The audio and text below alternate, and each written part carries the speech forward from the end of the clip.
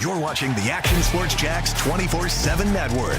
Now it's time for the Brent and Austen Show. Hey, London. London does call once again, and we'll be there in the fall, but not for as long. The last couple of years, been there for a 10-day stint. Jags beat the Patriots this past year. They lost to Chicago. They swept London a couple years ago, but now back to one game, as we told you this morning. And I think that's good news on a lot of levels. Listen, I don't mind London at all. I don't think the players mind it. I think Doug Peterson handled it really well. But I think this time around right now, it might be a nice benefit when you've got some stuff going on and you're trying to sell your franchise to a potential head coach, and you got a lot of interviews coming up, and you're like, hey, 2 games in London. I'm not sure every coach likes that, right? So at least in this cycle, 1 game in London is just fine because really the rest of the league is bouncing all around. So I'm talking about a selling point from a competitive advantage and what makes you successful. And I've said this many times, this next few years is tricky. This isn't just about 2025. And I think one of the reasons this job is good for the Jags, I believe you can't guarantee 4 years, right? If you're Shad Khan. But man, if you can come as close to guaranteeing 4 years, this is it. Barring like Urban Meyer disaster, barring this guy just being whatever, not working out and having some issues off the field, I would think, or just a complete disaster, which I would say, come on, that's not going to happen, but who knows? I would say this is almost like a guaranteed 4-year deal for the next coach coming in. And again, as close as possible. Not fully, but hey, we want you to open the stadium. Not just we want you, but you've really got to deal with some stuff over the next couple of years. We're going to give you that opportunity to do that.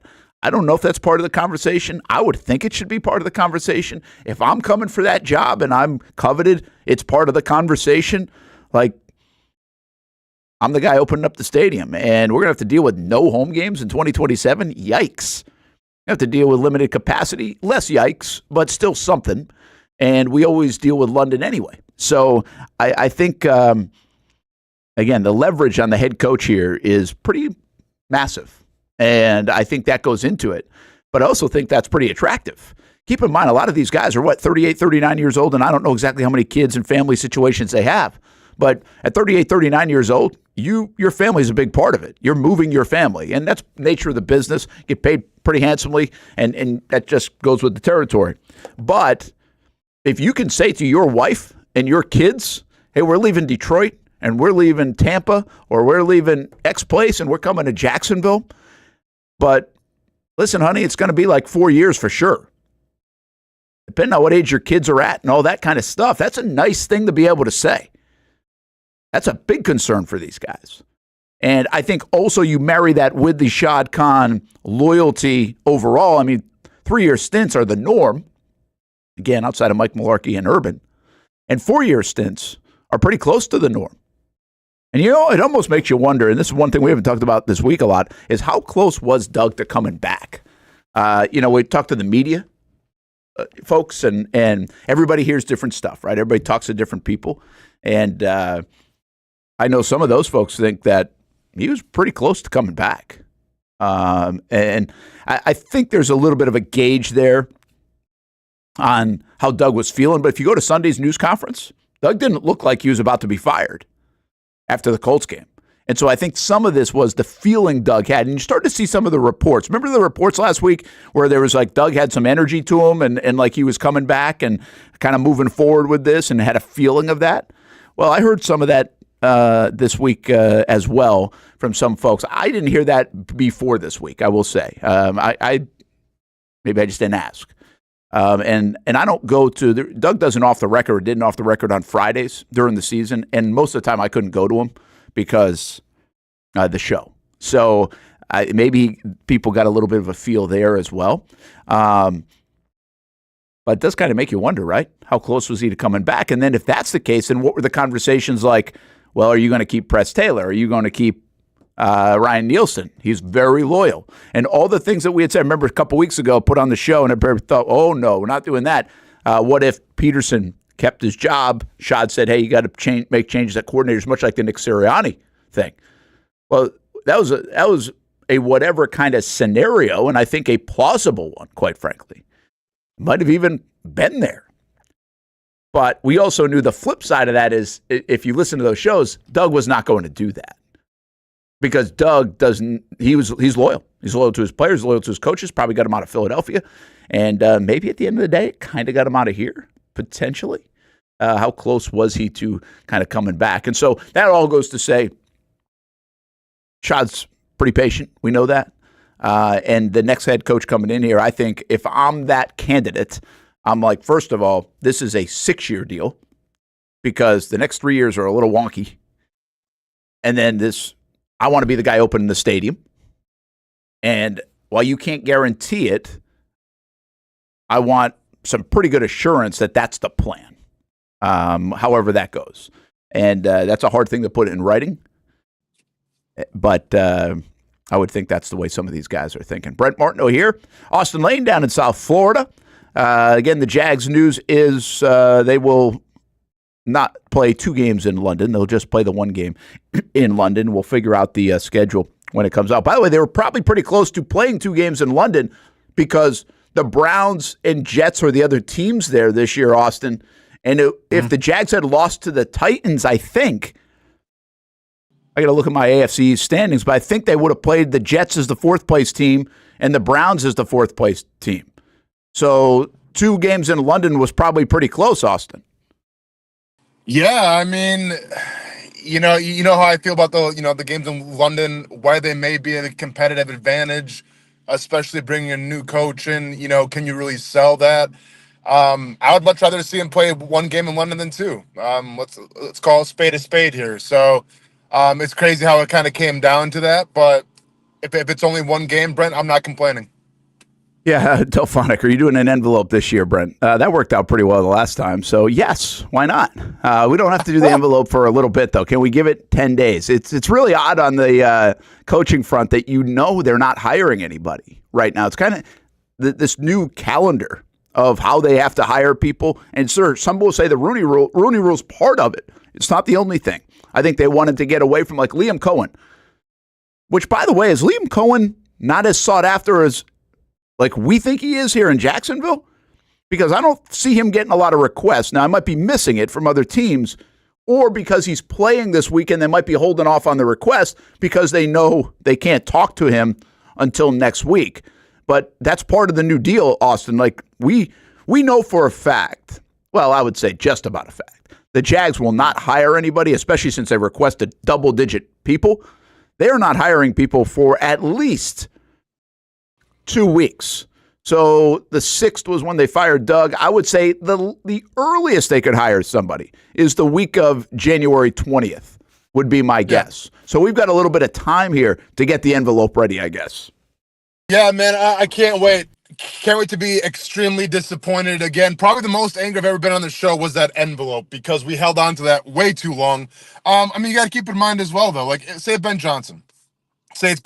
Well, they're not going to announce Ben Johnson's going to the Jaguars if they're still making that playoff run, right? Like, they're probably going to wait till after their run's over, after they win the Super Bowl. So, yeah, this could be this could be a couple weeks thing, Brent, and that kind of gives you time to get all your sources that are wrong in order, and then put that on. Sorry, I didn't report Leftwich was coming to Jacksonville. All right, now my sources being wrong.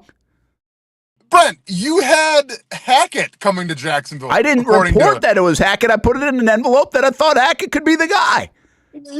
So you were so confident. Like, you could have just said, yeah, I'm hearing Hackett, but like you want to pull like a David Blaine magic move here and say, you know what, we're gonna put this in the envelope and I'm gonna prove you guys wrong. And then when Hackett goes to the Broncos, instead of just saying, hey, by the way, I was wrong, we had to drag it out for like another 2 weeks. So by the time that we opened the envelope, it was like, oh yeah, you're wrong, and we could have avoided this a long time ago. But it is what it is. I don't understand. Delphonic will never let me forget this either. I don't know why that's the worst moment of my career, Delphonic.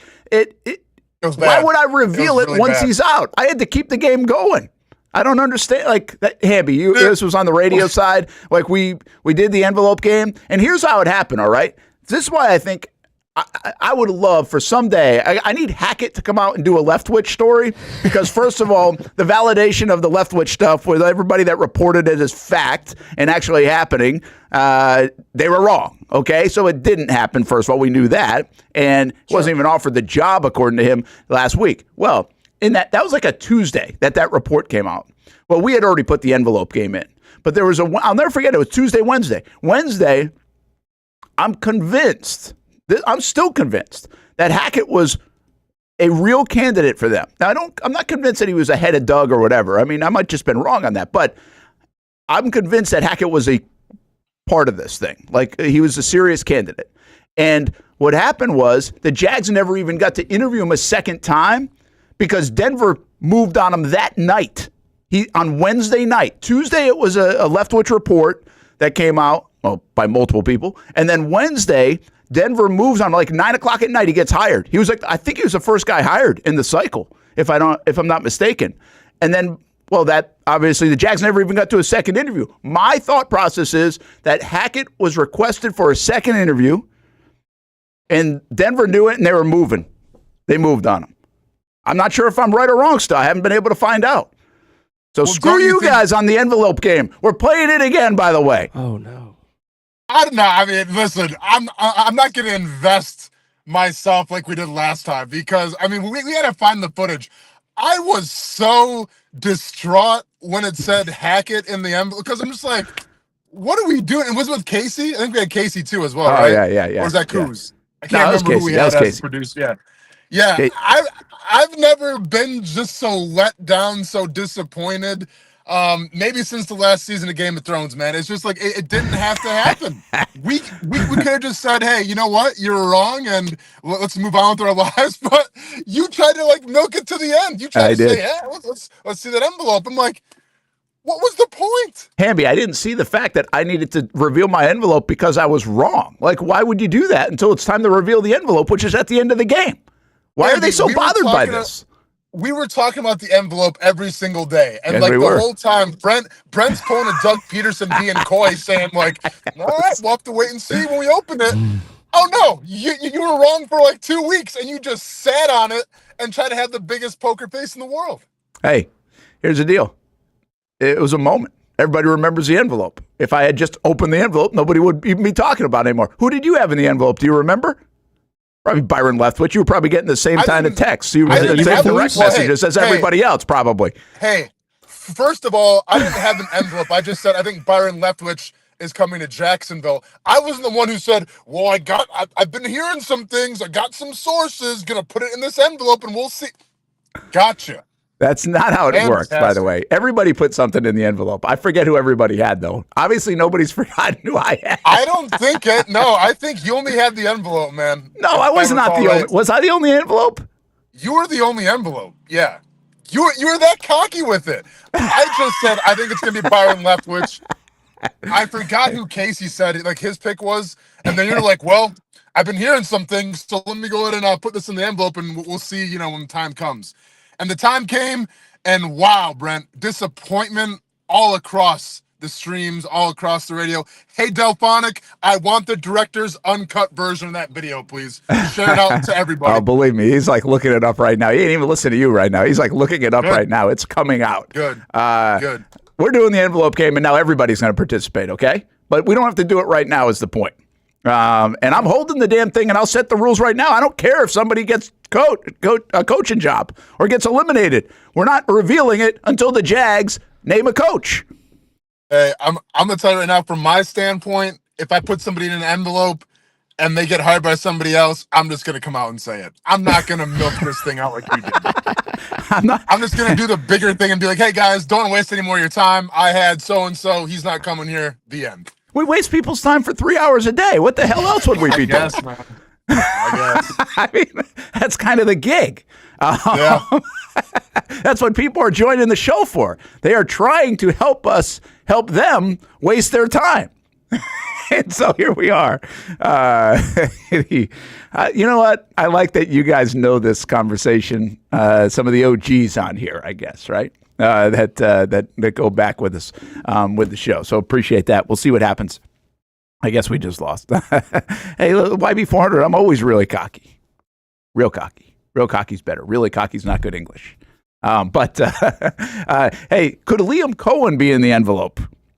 I do want to say this today. I bookmarked a bunch of posts, at least on Twitter, that we're going to get to. And I want today we kind of teased that. Austin's kind of in and out all week. He actually is like out right now. This isn't planned though. But we'll go over some of the interactions that we've had and some of the comments. And I want to get to some of those and hopefully find some on YouTube as well. But I kind of felt so many of these are statements. Like there aren't a lot of questions. Do we have any questions too? Like we'll invite like some questions and get you guys involved because it's been a wild week in Jacksonville. There's been a lot to go through, and I'm just kind of figuring where is everybody's temperature on it now. So we'll get into that. Throw them in the chat. Throw them in the conversation, any kind of questions as well. But obviously there are some things where we want to talk about too. We got the college football stuff. Hamby just had Stadium Pulse. That will replay at 3 o'clock today. We'll talk a little bit more about that game and also Ohio State. We got the NFL playoffs coming up.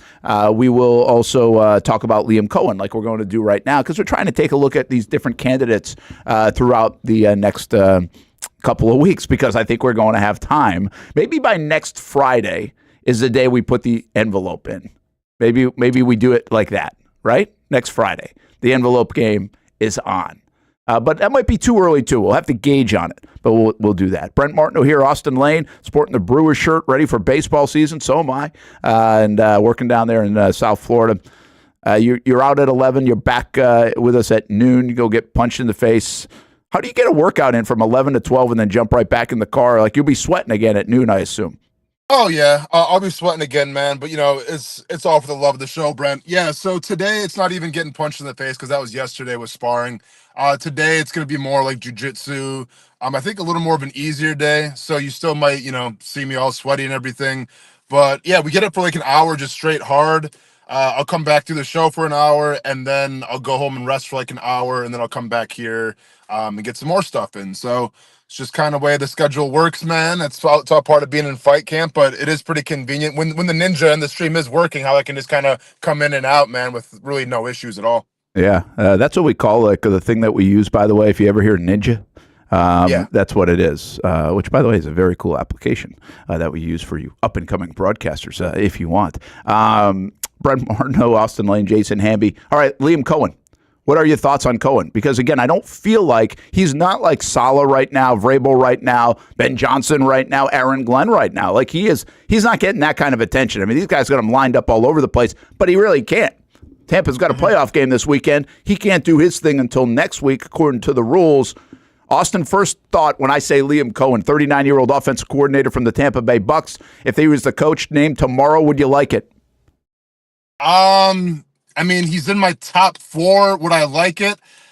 There's other names out there that I'd probably like more, Brent, but the resume for Liam Coen speaks for itself. And I broke it down before a little bit, but what he's been able to accomplish to try to will the Buccaneers on a playoff run despite injuries at key positions on offense, despite a brand new running back and everything, it doesn't really matter who's in there. It seems like the scheme just kind of runs itself, if you will.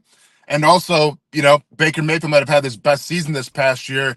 And, but Baker's a guy who I feel like he's kind of up and down sometimes. Like sometimes he's like, Brett Favre in his prime. And then sometimes you have like that 3-4 interception game and it's like, what are we doing?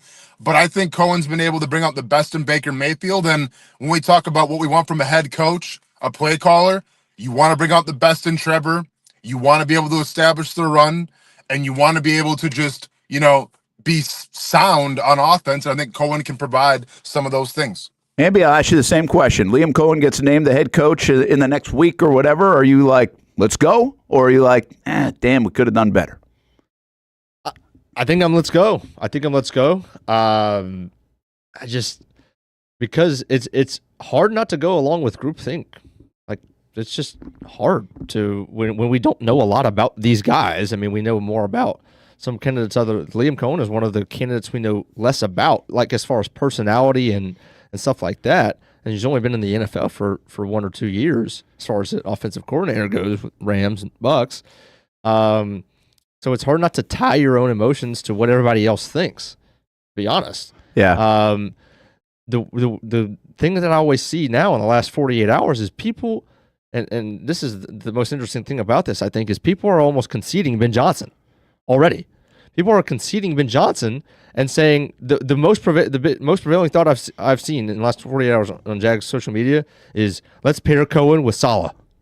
Let's pair Coen and get and overpay almost Saleh to be the DC, because it's hard to interview a guy for the head coach and then settle almost as a DC unless you're overpaying him, I guess is the thought there. But marry the two, and then that would be perfect. But only if we know already who the DC is. And I think that's just because people are like, well, Ben Johnson's not coming. Yeah, it's interesting. I've seen that a lot too. I think this is a little bit, hey, everybody wants their cake and eat it too, right? Like I've seen it 4 times in the chat already. Yeah, well, listen, I get that people want that. I want a lot too. I don't think Saleh is in a head coach role. Saleh hasn't. I think Saleh would take this job in a heartbeat. I think he likes it in Jacksonville. Saleh's a good dude. He's been here before. I think he knows the owner. He knows the situation. This is a good landing spot, right? Absolutely. I don't know if he's taken this as a DC, though.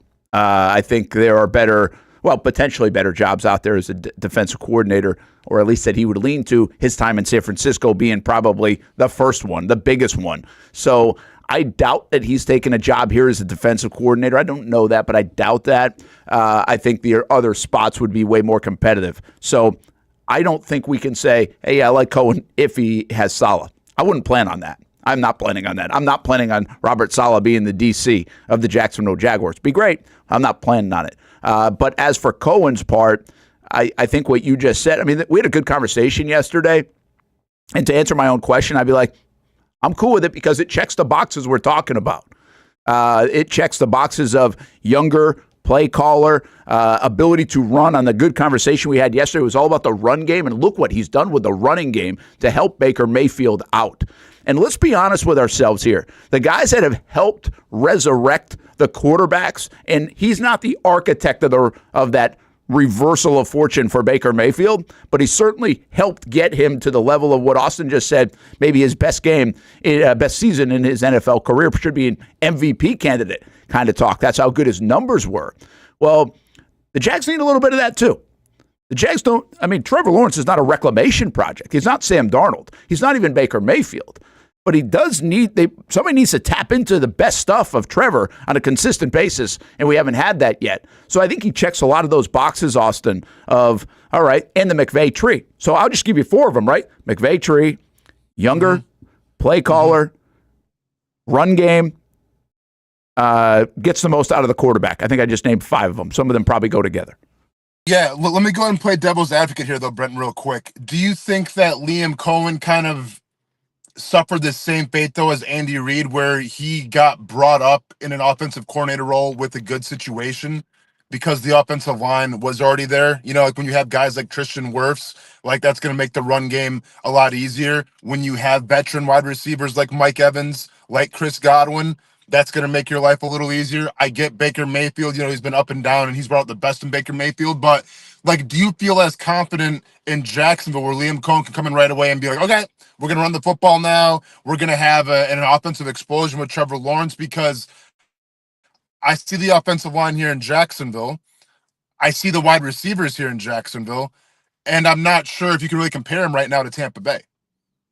Yeah, it's always a tricky question, right? Because we're getting the same stuff out of Ben Johnson and Aaron Glenn, and there's a little buyer beware on this stuff to get your head wrapped around. They're bringing that stuff to here in Jacksonville. But I think we also know, we're savvy enough to know that's not how it works.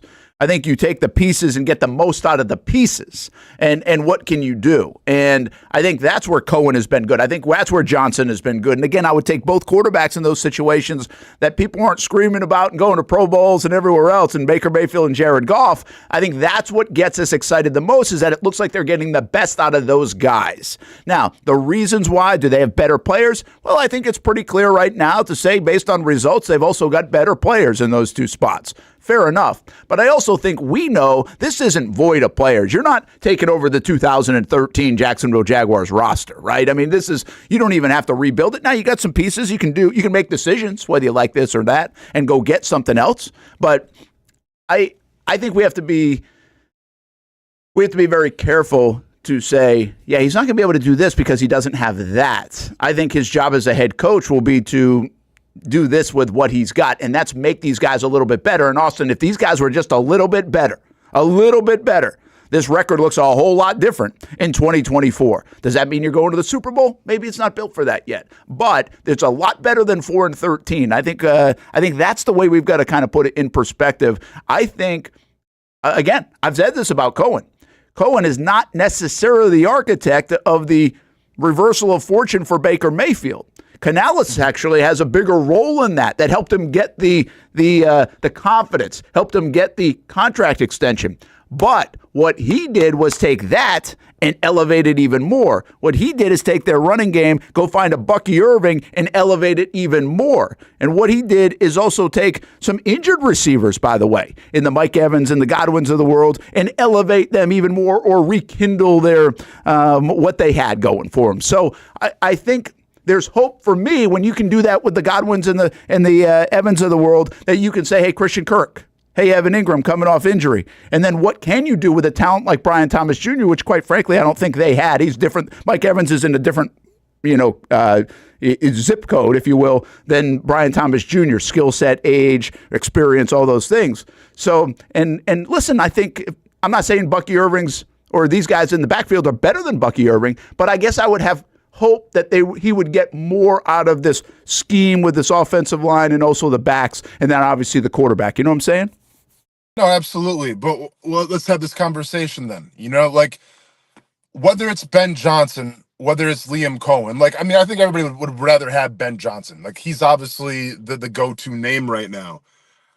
Let's take management aside. Let's take new stadiums aside. Let's just focus on offenses real quick. And literally, I don't even know the answer to this because I haven't really thought about it yet. But if you want to compare Chicago and Jacksonville in terms of what you have on offense, and you're Ben Johnson or you're Liam Coen, you want to say, okay, I want to come into a situation where obviously I have to elevate the offensive play, but I want to get the most out of that offense. That's what I'm looking for, right? Just like if you were to hire Vrabel or Saleh, I'm sure they're looking at, okay, well, what is their defense all about? If you look at Chicago's offense and Jacksonville's offense, which one, if you're an offensive coordinator, could you go to, hey, I like the pieces that we have here, I would pick this one over the other?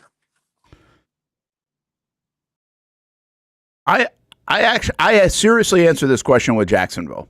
And the reason I do it is because you have to remake that entire offensive line. Like, none of these guys can do anything without a solid offensive line. And by the way, both guys have pretty damn good offensive lines. Like, they've got elite players on those offensive lines. Detroit specifically, Tampa obviously with Wirfs and company. But I think I would take this one, Austin. Now, what I don't know is if for those guys' standards, you would say, hey, we still got to rip this offensive lineup because it ain't good enough.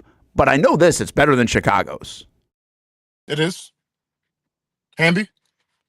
Yeah, I think I would agree. It's about Trevor. It's about the fact that Keenan Allen's 1 year probably away from retiring. And then you have Rome Odunze who's coming up and DJ Moore still, but you're tied in. But let me ask you this. Who'd you rather take? Would you rather take, and once again, I'm not even I would probably take Jacksonville simply because the offensive line in Chicago was such a detriment, but then I can go, okay, well, Jim Harbaugh turned that around in, Los Angeles in 1 year. Right. From a skill-wise, are you taking Keenan Allen, who's obviously in the back nine of his career, Odunze, and DJ Moore, or are you taking Christian Kirk? I guess Gabe Davis at this moment, and then Brian Thomas Jr. Yeah, if I'm able to throw in Evan Ingram and compare tight ends as well, then I'm taking Jacksonville. And I think that's a lot of that has to do with how good BTJ is. Like, out of all of those receivers, who's the best receiver out of all of them? Brian Thomas Jr. is the best receiver out of all of them. I'm taking Brian Thomas Jr. over DJ Moore right now. And so I want that target. And if I can have all three phases of targets as far as deep threat, Brian Thomas Jr., as well as screen game and all that kind of stuff, over the middle possession guy with Christian Kirk when he's healthy, and Evan Ingram, like, you have all three, everything that you need, you have. And you can get the most out of everything. Yeah, I don't know if I agree with that. I don't know. I think it's too marginal between Dunze's got a lot of upside, and obviously Brian had a better season. I think DJ Moore has proven more so far than a Gabe Davis, and Keenan Allen, the savvy nature, right? Than Kirk, and I love Kirk. And then Ingram wins the tight end spot. But I would say if we're being honest, I think it's probably Chicago there, but I don't know if it's light years, Austin. No. I mean, I think it's very comparable, and I think at the quarterback position, and I get it, like Trevor has more experience. Trevor's shown a lot more. And from Caleb Williams, I mean, we can sit here and say he's probably the third best quarterback of his draft class, which doesn't sound good right now when you say that. But obviously he still has a lot of time to prove himself. So, yeah, I mean, I was just trying to compare, like, okay, does the offensive coordinator coming in to the head coach, does he want to take the young quarterback, the young upstart, and try to develop him a little more? Still a lot of room to take. Or do you want to come in with Trevor and be like, we kind of know what he's capable of. We've seen the good. Now let's just keep him healthy. Let's keep him upright and then work the offense around that as well. Yeah, I think that is probably the ultimate thing. And then there are I think there are intangibles, right? Ownership, which has been questionable at times in Chicago, quite frankly. And Ryan Poles, do you want to work with him?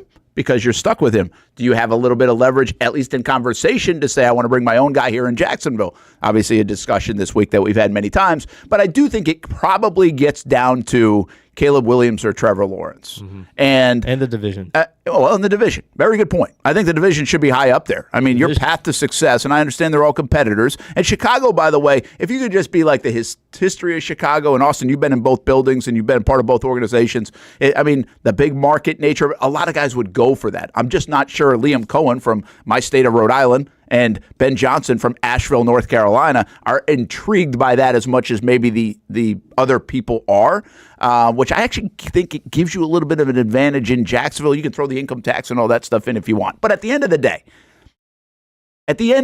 they're two good jobs. Like, I don't really think we have to go back and forth about which one's better. I think it's beauty in the eye of the beholder, and it really comes down to where the quarterback is. You've got a guy. See, I like the situation that I'm walking into with Trevor. One, because, there's always this stuff about Caleb Williams, like whether coming out of college and all these just things. He's like, okay, who is he? What is he? Is he a good leader? Like, I think he's answered a lot of those, by the way. That's fine, but there's always like this. Whether it's the fashion stuff or this stuff or crying in the stands or like Trevor doesn't come with any of that. It's pretty clean here with Trevor. But I also like the idea that a guy's been through the battles a little bit. Like Caleb really went through the battles, but you don't know how scarred he's going to be from getting hit and sacked 67 times. Trevor has been scarred, bounced back from it, has some good moments, some bad, like we've seen where he can be.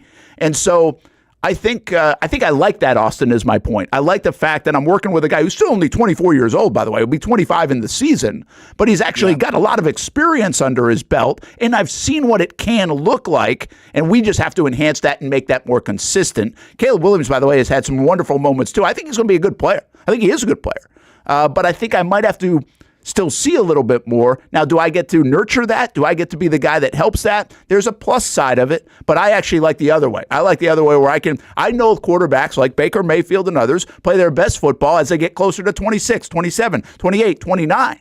Well, guess what? Trevor is closer to that part of it, and I think that's an advantage if I'm picking between the two guys. Brent, I mean, am I wrong? Because I feel like it's Chicago, Jacksonville, Chicago. And absolutely. Maybe it's... Is it wrong to not really include the Patriots in this whole thing? Because Drake May has kind of showed a lot. Even like, he was injured a little bit towards the end of the season. Like, he showed that he can be a pretty comparable, quarterback that has a lot of upside with, keep in mind who he was playing with in New England. He didn't really have the wide receivers to throw to. So I find it a little baffling, and maybe it's more of just like the Robert Kraft thing. Maybe it's because Mayo didn't get a good shake, and they let him go after a year, and maybe that was a bad optic. But I'm surprised that no one's really talking about the New England gig in terms of a high, valued position, just because I feel like Drake May could be something special. I think they are actually, Austin. I think it is considered. Okay. I think it's in the trio of jobs. I think there's just so many people that believe that Vrabel is the guy. right? And so Gotcha. Ben Okay. Johnson's actually interviewing with the Patriots today, but I think that people believe that Vrabel is the guy. And I kind of do too. Now, the other thing about it, and again, I would say beauty in the eye of the beholder. Do you like the talent that's already in place in places like Chicago or Jacksonville where there's contractual obligations? Or do you take the young quarterback, $130, $40 million in cap space, and go build it yourself in New England? True. And I'll say one other thing about, again, I think you have three different locations that are unique. In Chicago, storied franchise. Man, you're a hero if you can get them back to the 80s, right, and win a Super Bowl and just all the history there and the tradition there and everything else. And one of the great cities we have in America, obviously, and big market and all that stuff. You got Jacksonville. We always think and we know, hidden gem. I mean, look, every coach that comes down there and player that comes down there has a house and keeps it here. They all come back. Yeah, we could have a heck of a breakfast. There for a reason. We could have a heck of a breakfast with all the former coaches here, and maybe they can help us figure it out.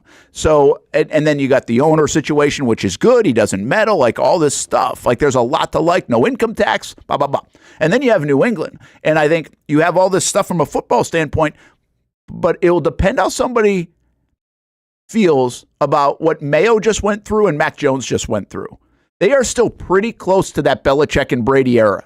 And so everything gets compared to that. And they're so used to that right now that you're always chasing that. Like you're not chasing history in Chicago and trying to be the first guy to do it in 40 years. You're chasing Bill Belichick and Tom Brady, who did it 6 times all within the last 25 years. Like that is a hard thing, man. And whether you want to embrace that or not, I don't know, but that's up to the guy who's probably interviewing for the job. Then you have to ask the question too, Brent. I mean, if we're really going to put a lot of chips in the division in terms of like strength, well, yeah, obviously you have the Buffalo Bills who seem to be in win now mode. The window is open for them, but like the Jets don't really scare you. And the Dolphins, while they've shown glimpses every once in a while, like they don't scare you. So I understand like the AFC South is the division that you want to coach in because no one's really, I mean, like, no one's afraid of anybody from the AFC South right now, unfortunately.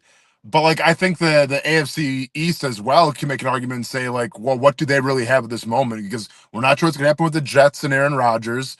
You're not really sure, like, Tyreek Hill was going on this whole thing saying he wanted out, but now I guess he's fine. But there seems to be a little turmoil in Miami.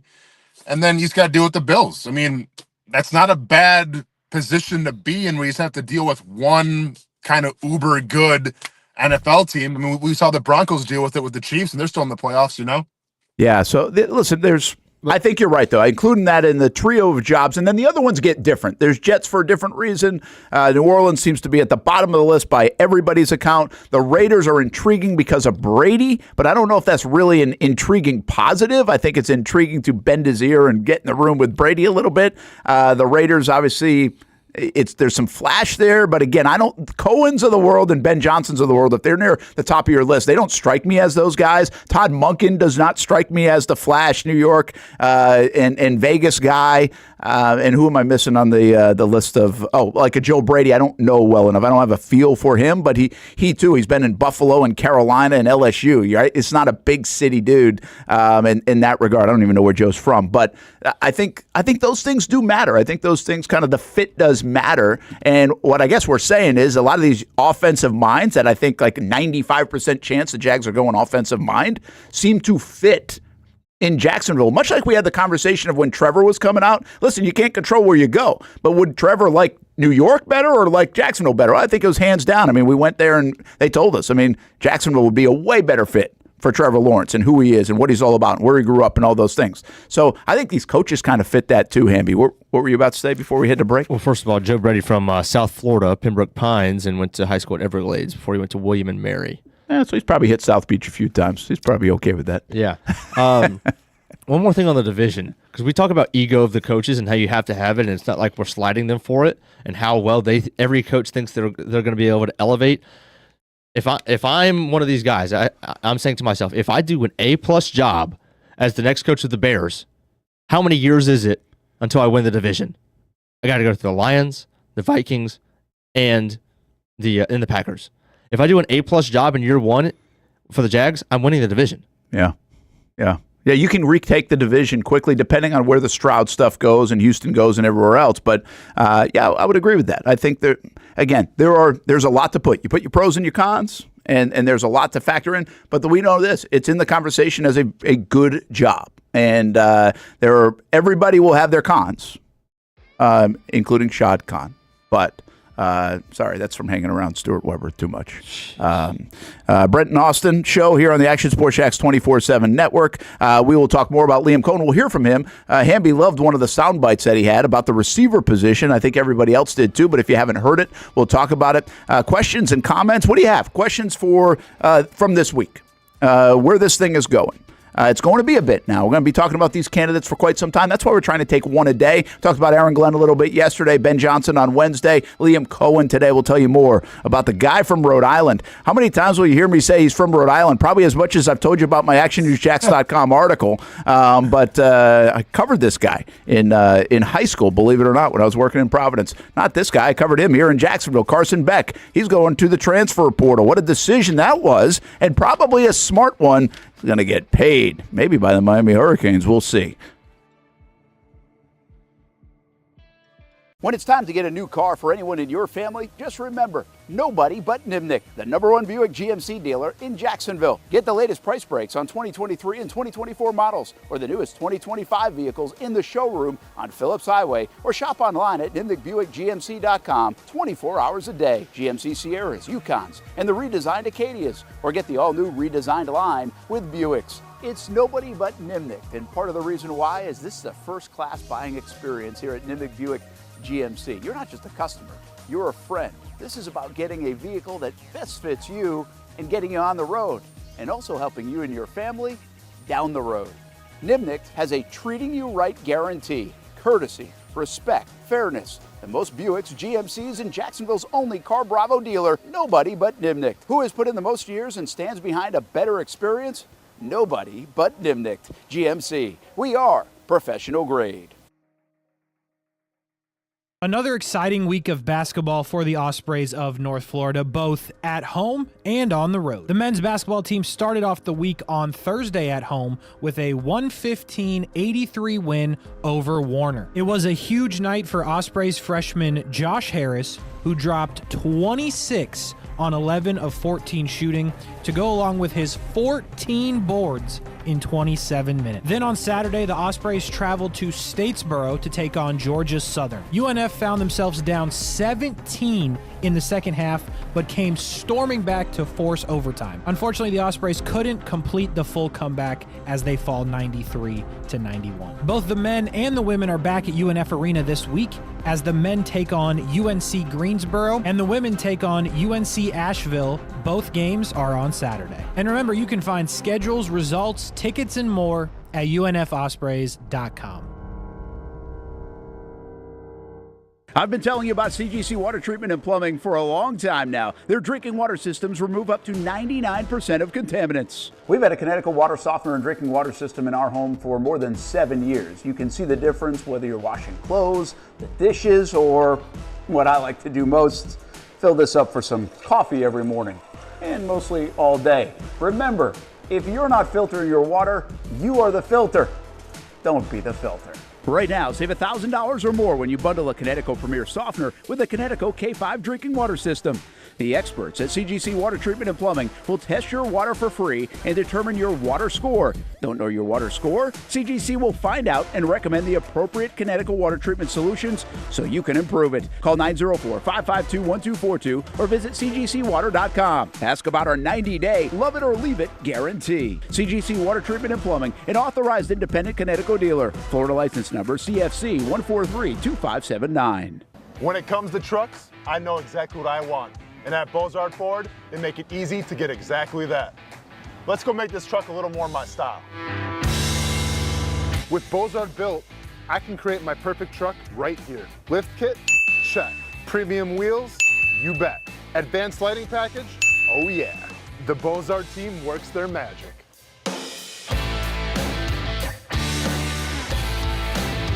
From bumper to tailgate, I'm making this truck mine. It's everything that I wanted and more. From the field to the gym, to weekend adventures. This truck's built for my journey. Bozard built. Customized for your lifestyle, built to exceed your expectations.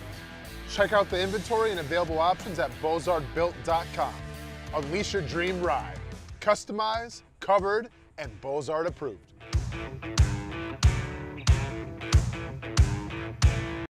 New to town or always been in town, everyone is always looking for a good pizza place. Our place is Donato's Pizza.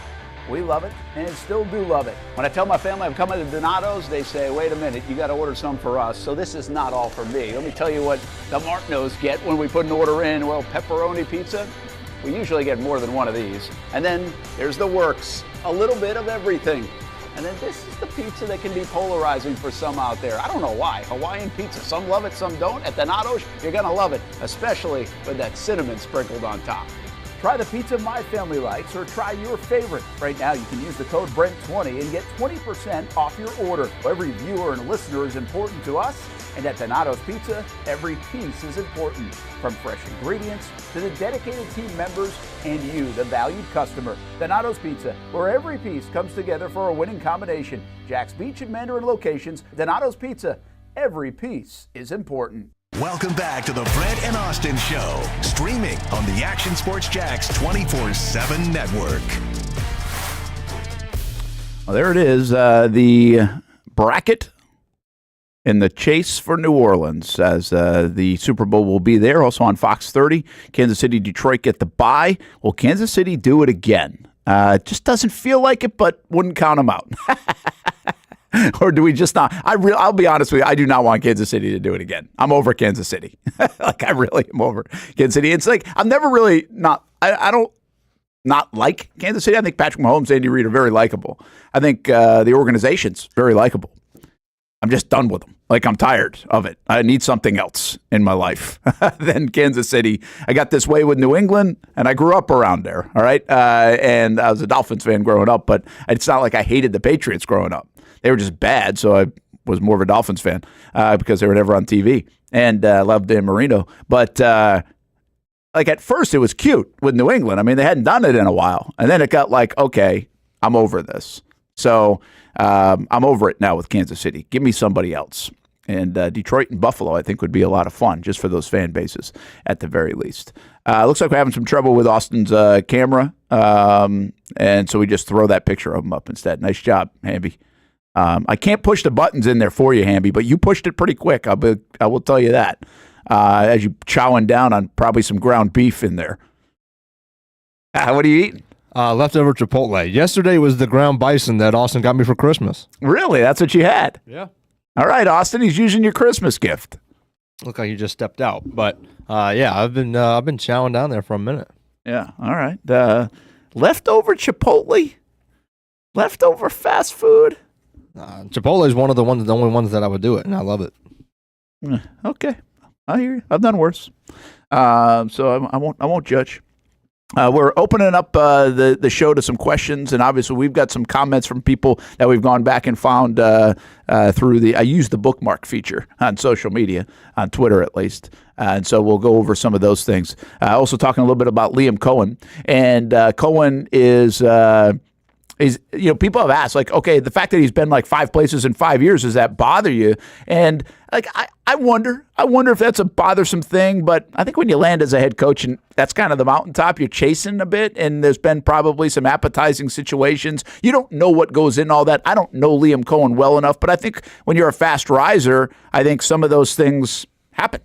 And you're getting asked to come here and go there, and those are tough decisions in people's lives. So I don't think it's a bad thing, at least as of now, until you kind of dig into that part a little bit more. But I wouldn't be concerned that if he got hired here, he's going to go to the Dolphins next or something like that. I mean, I think if he gets hired as a head coach, you don't get concerned about things like that. Austin, you got us? Yeah, I can hear you. Can you guys hear me? Yeah, we got you. How about that? Does that bother you at all that he's been in so many places in short order and he's bouncing around? Yes and no. Like, you want to see a guy that's kind of established a way of doing things, obviously, and has the resume to back it up. But at the same time, I think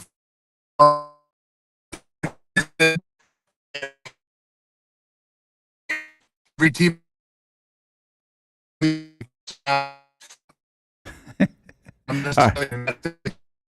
right, I know you're trying hard over there. I'm going to let you off the hook. How about just go fight for an hour, and we'll see you back at noontime because it's not working. And when you come back out at noon, just go to a different parking spot. Yeah, definitely the connection not as full. It's not as good.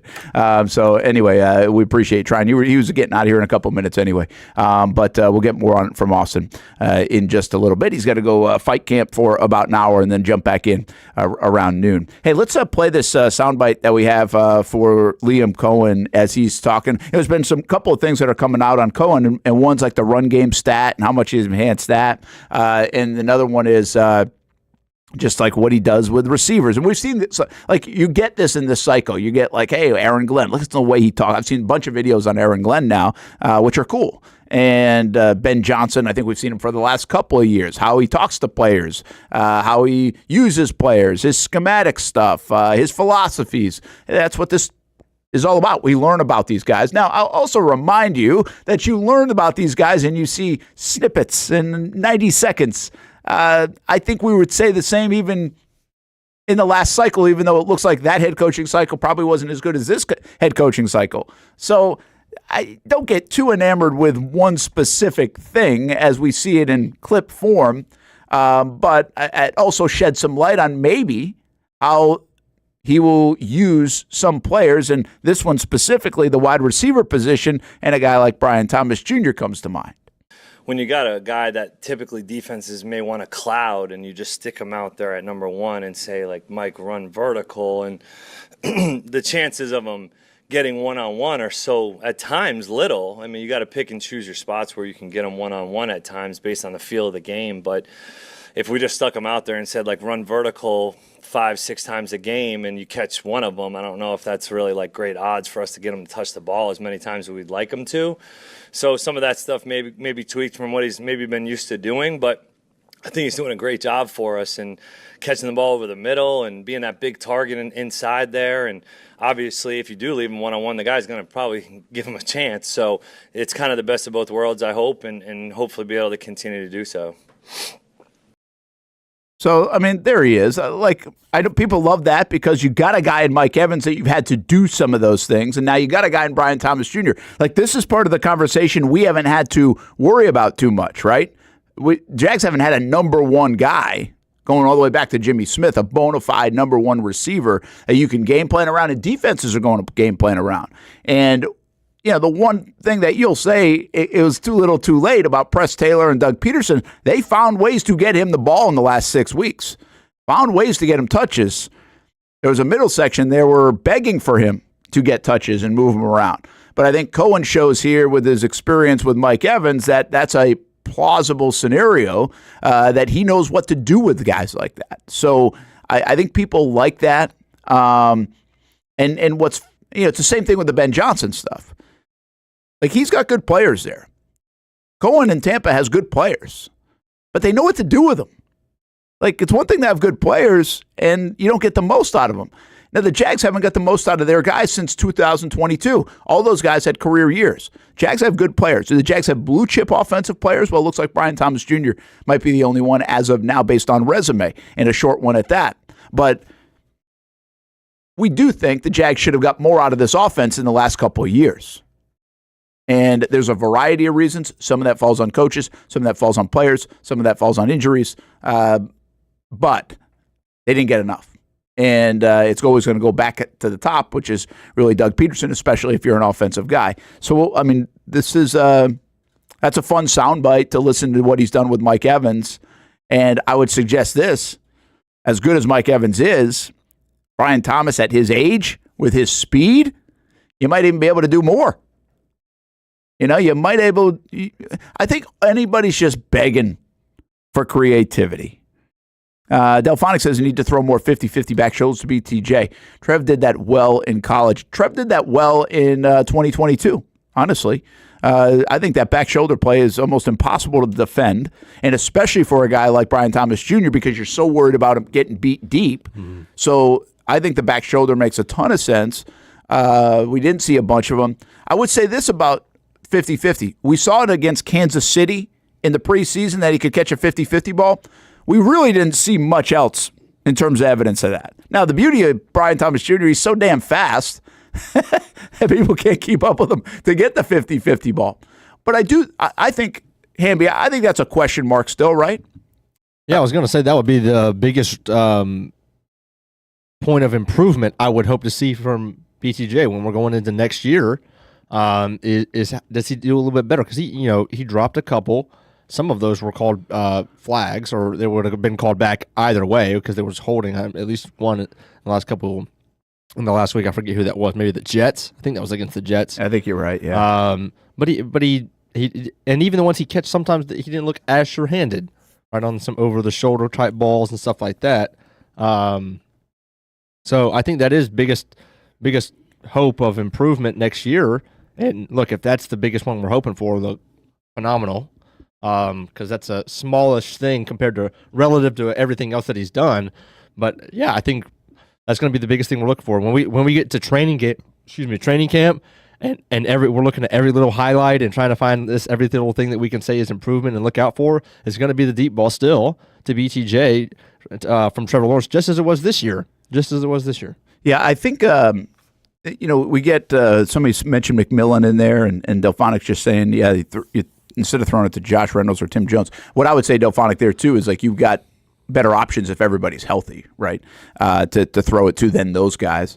And listen, they got 13, 14 targets for Brian Thomas Jr. The ball was in his hands. I mean, it was hard to complain by the end of the year about them not using him. They were definitely using him in so many different ways.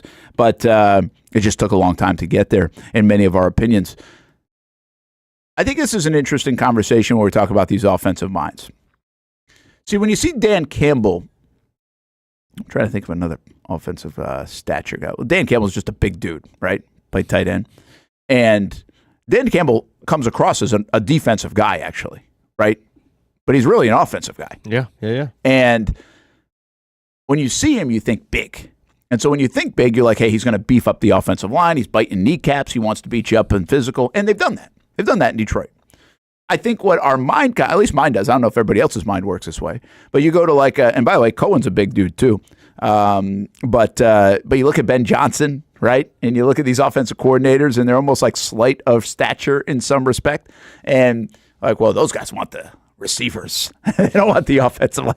Well, I think we have to caution ourselves. When you mention the McMillan kid or you mention other things, those are all intriguing things at number 5, even to Travis Hunter or whatever it might be. But go back to our conversation yesterday. These guys are all candidates for head coaching vacancies because they got the run game cooking. And when you get the run game going, that means you're good up front. You got the best out of your guys up front. So I think it's a pretty fascinating discussion because I think fan-wise and fantasy football-wise and even offensive guru-wise, we would be like, oh, yeah, put Brian Thomas Jr. and McMillan, and now you got Ingram and Kirk and this and that, and you got all these pieces. Just like Austin was saying about Chicago, you got all these pieces. But I think if you actually ask these guys their preference, and maybe we'll get the chance to do that with one of these guys down the road, they would say, no, we need to go big. We need to get better here in the offensive line. None of this works if we're not good at the offensive line. None of it. And the reason we do run well is because of that offensive line in part.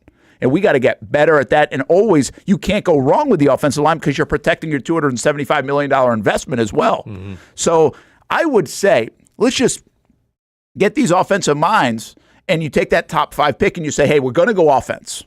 And while there are plenty of cool options and fun options to even add to Brian Thomas Jr. and get weapons for Trevor Lawrence, I would think hands down, if you had an opportunity to get better on the offensive line first, these guys would say that. And because it starts there. And I think the Jaguars' offensive line isn't bad, but you have to wonder if it's good enough. The problem with their offensive line, and these conversations, this is one conversation I'd be having with Trent Baalke in that room, it's like, we're kind of stuck here contractually. What are we doing with this line if we don't think they're great or we think there are upgrades? It's still the head scratcher of the Walker Little signing. This is a guy that's defended and liked Walker Little, but it's a head scratcher in this kind of situation. Why is he under contract right now? Based on what? Now, it's not a bad contract. I get it. But he's under contract. Ezra Cleveland's under contract. Mitch Morse is under contract. Actually, Brandon Sheriff is under contract, but I think you can get out of that one. And then you got Anton Harrison. So then it becomes a question of, are you sure, offensive line, you want to get it better, Jim Harbaugh, et cetera, et cetera, et cetera. But what am I to pick a player that either isn't going to play, or are we going to pay a guy $15 million that's not going to play? You've put yourself in an odd spot, right? And Glenn, you're right. The line's not special, but you're kind of like contractually committed to it. So you've got to then make these kind of hard decisions as an organization. Okay, well, we can do better. We're going to sit him out. We're going to have if you bump Walker Little out of the lineup after just paying him, and this is his opportunity, I mean, that dude, he should just be out of his mind, right? Based on what's happened here the last couple of years. Now, it's a little easier to handle when you get paid $15 million, I guess. But unless you can trade him or do something like that, if you think there's an upgrade. So I think someone mentioned right guard. Well, you're not getting right guard at number 5, right? You're not doing that. No. So you're not getting center at number 5. You're not doing guard in general, even if it was left. So I think, anyway, these are some of the conversations you need to have. But my point in that whole conversation was everybody's going to look at you're going to start up front with all that. And that's why I think while we would all be enamored with the McMillans of the world and everybody else, because that's fun, we might be complaining about the offensive line by October. Yeah. Right? And these guys would probably pick, how do we get that group better? Because once that group gets better, I can do so much more with everybody. And sure, McMillan would be nice, or another guy would be nice, but these guys aren't bad. And you watch Gabe Davis, and you watch Christian Kirk, and you watch Evan Ingram, and you watch our backs. Watch what they do once we beef this up. Everything works off that part. Yeah, and look, you look at the Buccaneers' run game. They averaged 5.2 a carry. That was third best in the NFL. So third best average per carry in the NFL, with Bucky Irving, who nobody on this chat or us had heard of before this year, right? And then, or maybe if you're an Oregon football fan, but he's a 4th-round pick. Like, no slight to the guy, but he's a 4th-round pick. And we know how running backs are in the NFL, but it's not like this was, a top guy coming out. And Rashad White is a 3rd-round pick. Well, it's similar to Tank Bigsby, I guess.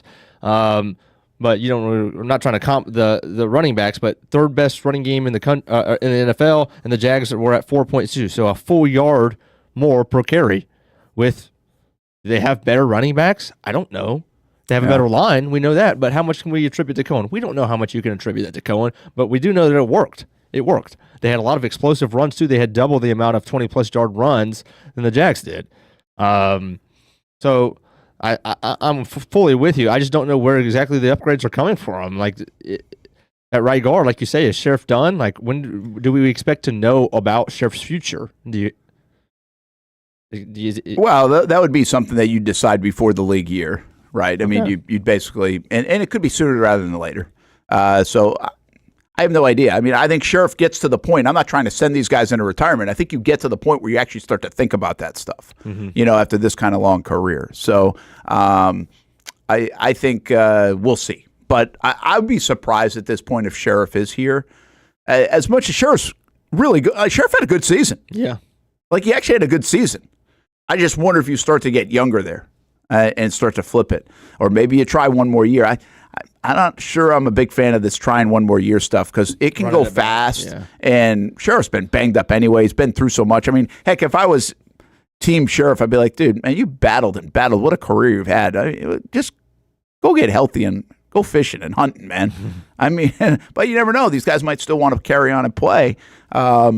We'll see. I don't know. I think you'd know before the league year, obviously, before you have to make those kind of decisions in free agency and the draft. And they'll be extra kind to a guy like that. He's a true pro. They appreciate him. They'll get, if he wants to go play somewhere else, he'll have ability to think about it and sign with somebody else. They'll do that in the right respect for Sheriff, if that is the case.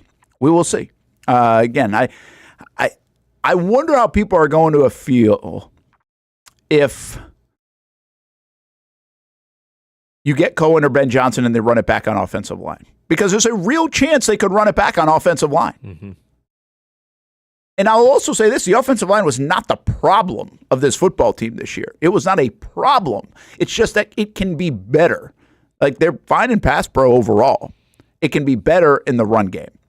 And is that a schematic thing more than a performance thing? Is that a coaching thing with Phil Rauscher and you can just upgrade there? Is that a running back thing, not hitting holes? I mean, we were told for years and years around here that, hey, it's not always on the offensive line on the run game. These guys got to hit the holes. They got to go, like, this run is designed to do this, and they're freelancing and not doing this. I think that's an ETN type thing where he doesn't always see the hole that they're supposed to be in. I think he's had some of those issues over the years. Mm-hmm. I think that's why people think Tank does a better job of that, like just getting to the hole and going.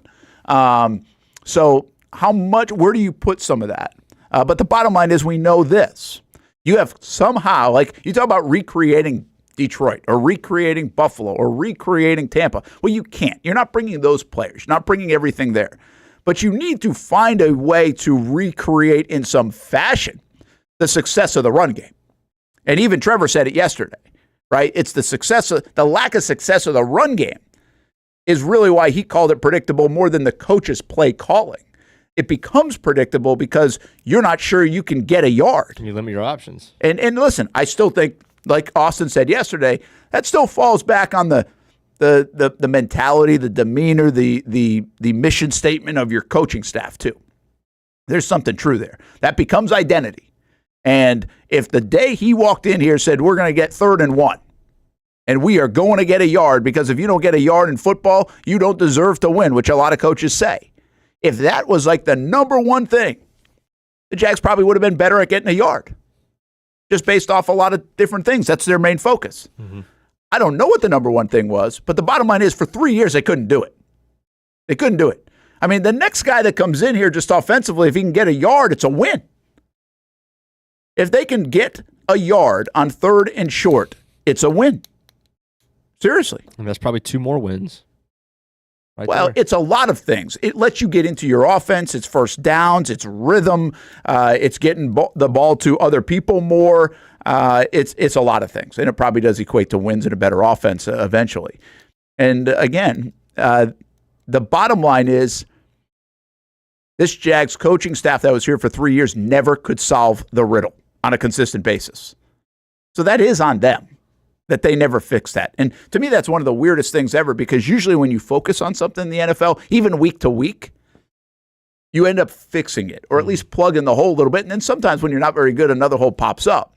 It was really odd that this team could not fix that problem. Yeah. And they've got to get to the root of that. You can sit there and be Shad Khan and Trent Baalke on Monday and blame the predictable offense and blame Doug Peterson as he's walking out the door. But you better have the internal conversation of, wait a minute. There's more to it too, right? Like, they didn't not just get a yard because of Doug Peterson, because I saw him get 2nd and 15 on several occasions. It felt like 2nd and 15 was a more doable down than 3rd and 1. So what is it? Okay. Maybe it's mentality and identity. That's on Doug and the staff. Maybe it's the way it's being taught. Okay, that's on the staff. But then let's evaluate the offensive line play. Let's evaluate what, again, like our strength and conditioning or those kind of things. Whatever it is, let's evaluate our running backs. Man, you got to fix that. But don't be lazy and just say it was Doug's problem. I mean, not being able to get a yard in the NFL or in football in general is more than a coach's problem. Right. So there's got to be some more blame that goes around in that. And I'm not telling you it's the number one thing that I would fix, but I feel like if it's the number one thing that gets fixed, there's a lot more good that comes out of it. And these are guys that they are interviewing on the offensive side that certainly do a good job of it. And that helps their quarterback, that helps their offense, that gets rhythm going, that gets first downs going, that gets people involved, that gets creativity. Ben Johnson cannot use Penei Sewell in the passing game and other things if they're not getting 3rd and 1. I mean, look why Philly's been so effective the last couple of years, because 3rd and 1 and 4th and 1 are a given. Yeah. Like, it's a 9-yard first down. It really is. And Detroit feels that way too. Detroit feels like they're getting a yard no matter what. And it opens so many things up if you can just get that yard and you have to defend that. I mean, we got to the point in Jacksonville last year, Tennessee, in a must-win game, that Tennessee wasn't even really worried about defending the yard at the goal line. Mm-hmm. And on 3rd and 4th and 1, we're throwing sideways and they can't get it. By the way, that's not a new problem. I feel like it goes all the way back to Toby Gerhart from the 1 4 times. which is really weird because really in the history of the Jacksonville Jaguars, there's one thing that has stood out: their ability to run and be physical in the run game and have guys like Fred Taylor and Maurice Jones-Drew and even Leonard Fournette. So it's pretty interesting that that's become kind of a newer thing here in Jacksonville, especially the last 3 years. All right, more to come, including some of the comments from this week, questions if you have them, and we will get to that Notre Dame game last night. We'll get to the Ohio State game tonight. We'll get to the NFL playoffs this weekend. How's everybody feeling now on a Friday? Now that we've begun the process, right, of the coaching search, and we've kind of turned the corner a little bit, I feel like people are starting to look forward at the time, which isn't a bad thing. Action Sports Jax 24/7 Network. If you're looking for some food this weekend, Whataburger, place to go. That's the fast food you can reheat. That's it. Right there. Get a Whataburger. Yes, sir. We did that. Remember when we were at the pickleball courts? Yeah, awesome. And we got the sandwiches, and Austin was like, yeah, man, I ate like 2 of those at night. Yep. It was fantastic. I mean, I'd rather have it hot. But Whataburger is good. Go to all the different locations here in Jacksonville and check out the latest with our friends from Whataburger. It's the place we party in football season with Jaguars All Access. Welcome to Spring Sports Brewery, everybody. Say hello to our guest tonight. That is Trevor Lawrence. You can bring your party or event to Spring Sports Brewery in Springfield any day and any time. Rehearsal dinners, corporate events, birthdays. Here at Strings, you can enjoy the inside area and the outside area. Good for any weather, good for any occasion. Watch the games, play the games, shoot some hoops. Beer? Yeah, they have that. Plenty of choices. And sure, this is a brewery, but Strings is also a restaurant, and the food is fantastic. A full menu made from scratch meals. And if you need Spring Sports Brewery to help with a party at your place, they cater too.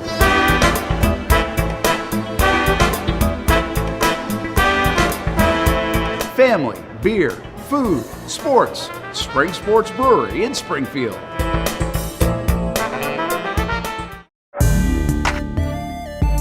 '24 provided plenty of memorable moments for the Jacksonville Armada on the pitch, including another conference championship game appearance for Tommy Krasanovich's under-23 men's team. Debuting this year for the first time, the girls in blue, as the Armada fielded a women's under-23 side in the WPSL and made its presence known with some highlight moments. Potential goal of the season! Then attention turned to the future, with MLS Next teams representing the Armada badge in 3 age divisions this fall, including an under-19 squad ranking among the best in the state. Those teams are a big focus on Fleet and Footy, covering the big soccer stories each week on the Action Sports Jax 24/7 network. I'll put one in the back of the net for you. Join us for player profiles, fun interviews, and the very latest on the Fleet and all things footy. That's every Thursday at 2 p.m. You trust CGC to make your water great, and now you can trust CGC with your plumbing needs as well. Fast, convenient scheduling, licensed and insured. A quick call away at 904-552-1242. You never know when you're going to have an issue with a shower, toilet, or maybe it's a sink that sometimes is easy to fix. All right, let's be honest. I'm not fixing anything.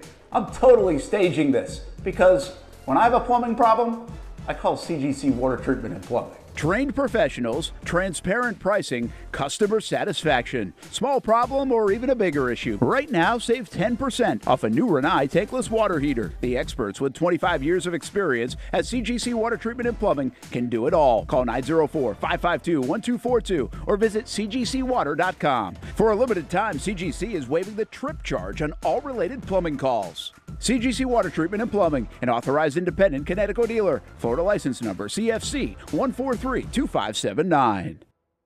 Here on Spring Sports Media Day on Action Sports Jax. It's an opportunity, an education beyond the classroom and the sports arena. Life skills, testing skills, social skills. It's called High School 912, a program focused on maximizing the growth of students in academics, sports, and life. And here's your chance to get involved. If you're a local business, or if you just want to make a donation to help support programs like ACT and SAT boot camps, career days, Leadership Academy, Financial Literacy Academy, and so much more. All right, another Nice High School Panther, Jack Cool. High School 912 supports and hosts high school sporting events and several media days throughout the year. For more information on how you can get involved, visit jackshighschool912.com. Baker Sports is local sports. Uniforms from Pop Warner and Little League to travel ball, high school, and college. They make you look good. They help you play good. Baker Sports has been helping families make memories that will last a lifetime with their Baker's Buckets. We've got a lot of these filled with baseballs and softballs in the garage. I've been throwing batting practice to Ty and Kaylee for years, and also sit on the Baker's Bucket, catching Kaylee while she practices her pitching. Baker Sports is homegrown, and a lot of employees that used to play on local ball fields now work for Baker Sports, now helping you look good, play good, and make memories of your own. Visit Bakersport.com to see what Baker Sports can do for you. Custom apparel, Nike, Under Armour, Adidas, embroidery, screen printing, and more. Baker Sports is local sports from Jacksonville to anywhere in the Southeast. Bakersport.com.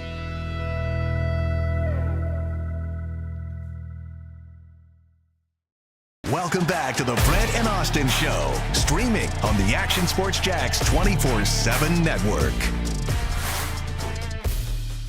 There's Aaron Glenn set to interview in Jacksonville today, reportedly, and Ben Johnson reportedly with the Patriots. I'm sorry, not Jacksonville today, Jacksonville tomorrow. Today's Friday. Tomorrow is Saturday. Both guys will interview Saturday in Jacksonville, according to reports. And Ben Johnson interviewing with the Patriots today.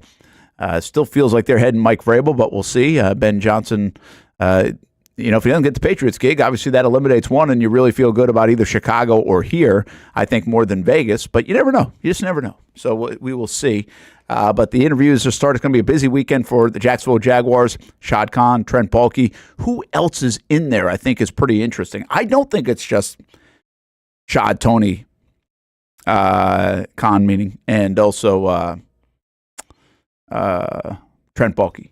Ethan Waugh. Yep. People get a kick out of how he just threw that name out there. Well, listen, because most people don't know who he is. I like Ethan Waugh. It's I don't know what makes you good at that. Like, I'm not sure. I can't sit here and rave about him. I like him. Nice guy. And I just think he's somebody to watch, though, in this whole thing, because if it's, let's just say, like, it's the fan base says anybody but Baalke. And let's say maybe people around the league feel somewhat like that, probably not as emotional about it, but some people feel that way. If it's an anybody but Baalke situation, holy cow, are there trends to say that Shad Khan could definitely just promote Ethan Waugh to be the GM? I mean, Trent Baalke was under Dave Caldwell. Doug Marrone was an offensive line coach before he got the head coach job. I think Ethan Waugh would make a ton of sense to keep a lot of things in line and say, okay, listen, Baalke's not as bad as everybody's saying, but also there's a little bit of a thing here, and we're going to make this move, and Baalke's going to either stay in some capacity or help out or consult or go to retirement, whatever it might be. And Waugh's going to be the guy. Like, I've thought about that scenario a million times, that Ethan Waugh is there, and being there in Jacksonville in the building is not a bad thing if you want to take a step, because there are several guys that have been able to do it in Jacksonville. So we'll see if that is the case. Brent Martineau along with Jason Hamby. Austen Lane will join us again in the noon hour, and we're going to talk some college football as well. Obviously, a lot of Jags stuff going on. It seems like there's a bunch of... listen, we're getting sprinkles of news, and I say news, it doesn't seem like we're getting a lot of matter-of-fact news. About other jobs and everything else. I just feel like we're getting a lot of hearsay. A lot of this is what people are saying. And listen, everybody talks. What I got to do is go back to the last week or the beginning of this week, and Ben Johnson isn't going to even take a look at the Jags because Baalke's back. Well, that ain't true, right? We already know that. So here we go, dispelling stuff. The thought in New England I've seen is that Ben Johnson will really have to blow them away to supplant the idea of Mike Vrabel being the next head coach in New England. And that makes sense. Listen, the Vrabel thing, right or wrong, or how quick they got to it or whatever else, it makes sense. He's been in New England before. He knows the program. He obviously is close with Kraft. He knows what the fan base, he knows everything. I mean, there's a lot to like. What I think is pretty interesting is they'll have to fire, if it doesn't go well, they'll fire 2 of their former players in short order. Mm-hmm. I mean, this one will go longer than a year, I would think. It just makes you think why they didn't do it last year. They're so high on them now. They could have just done it last year. Well, I think because he had basically promised it to Mayo for a couple of years, right? I think that's why. I mean, they basically said, you're the coach in waiting whenever this happens. So we'll see. I don't know if I believe all the different things coming out of everywhere. I do think it's a bit interesting that as much as we talk about Liam Coen today, that not everybody's talking about Liam Coen. So I don't know. I know he's a name. I know he's somewhat of a hot name on the list. I don't know if he's one of the hottest names in the league. And we've done this before. I think we learned from different cycles. Like, I thought Doug Peterson would have 8 interviews last cycle. Right. Holding a Lombardi trophy. He had like 2. So maybe Liam Coen, some of the concerns people have about the climbing the ladder or still a little bit new on this, maybe that is a concern for other folks around the National Football League. And again, worth noting that only 6 jobs are open. Now, Dallas, there's some news finally coming in there. What are they doing, by the way? But apparently they're going to keep Mike McCarthy. And McCarthy's going to get a new contract deal. But it's a weirdest thing. Like, his contract has run out. Really odd. Don't hear that often. No, you don't. All right, a couple questions in the chat. We're going to get some things that I bookmarked along the way from this week. Glenn C says, how do you feel about Robert Saleh? I love Robert Saleh. I think there's a lot to like about Robert Saleh. I think he's good. I think he's the culture guy. I think defensive guy, all that stuff. I think you have to make another hire at OC that's good when you do that. And let's just take the tea leaves now. And if a lot of people are doing this, and they're ranking like the top 10 guys on the Jags list that they've requested. Well, I'm going to make this easy. Go through the list, and I think there's 5 offensive guys, 5 defensive guys. Does that sound right? Mm-hmm. What do we got? Ben Johnson, Coen, Monken, Brady, Kellen Moore.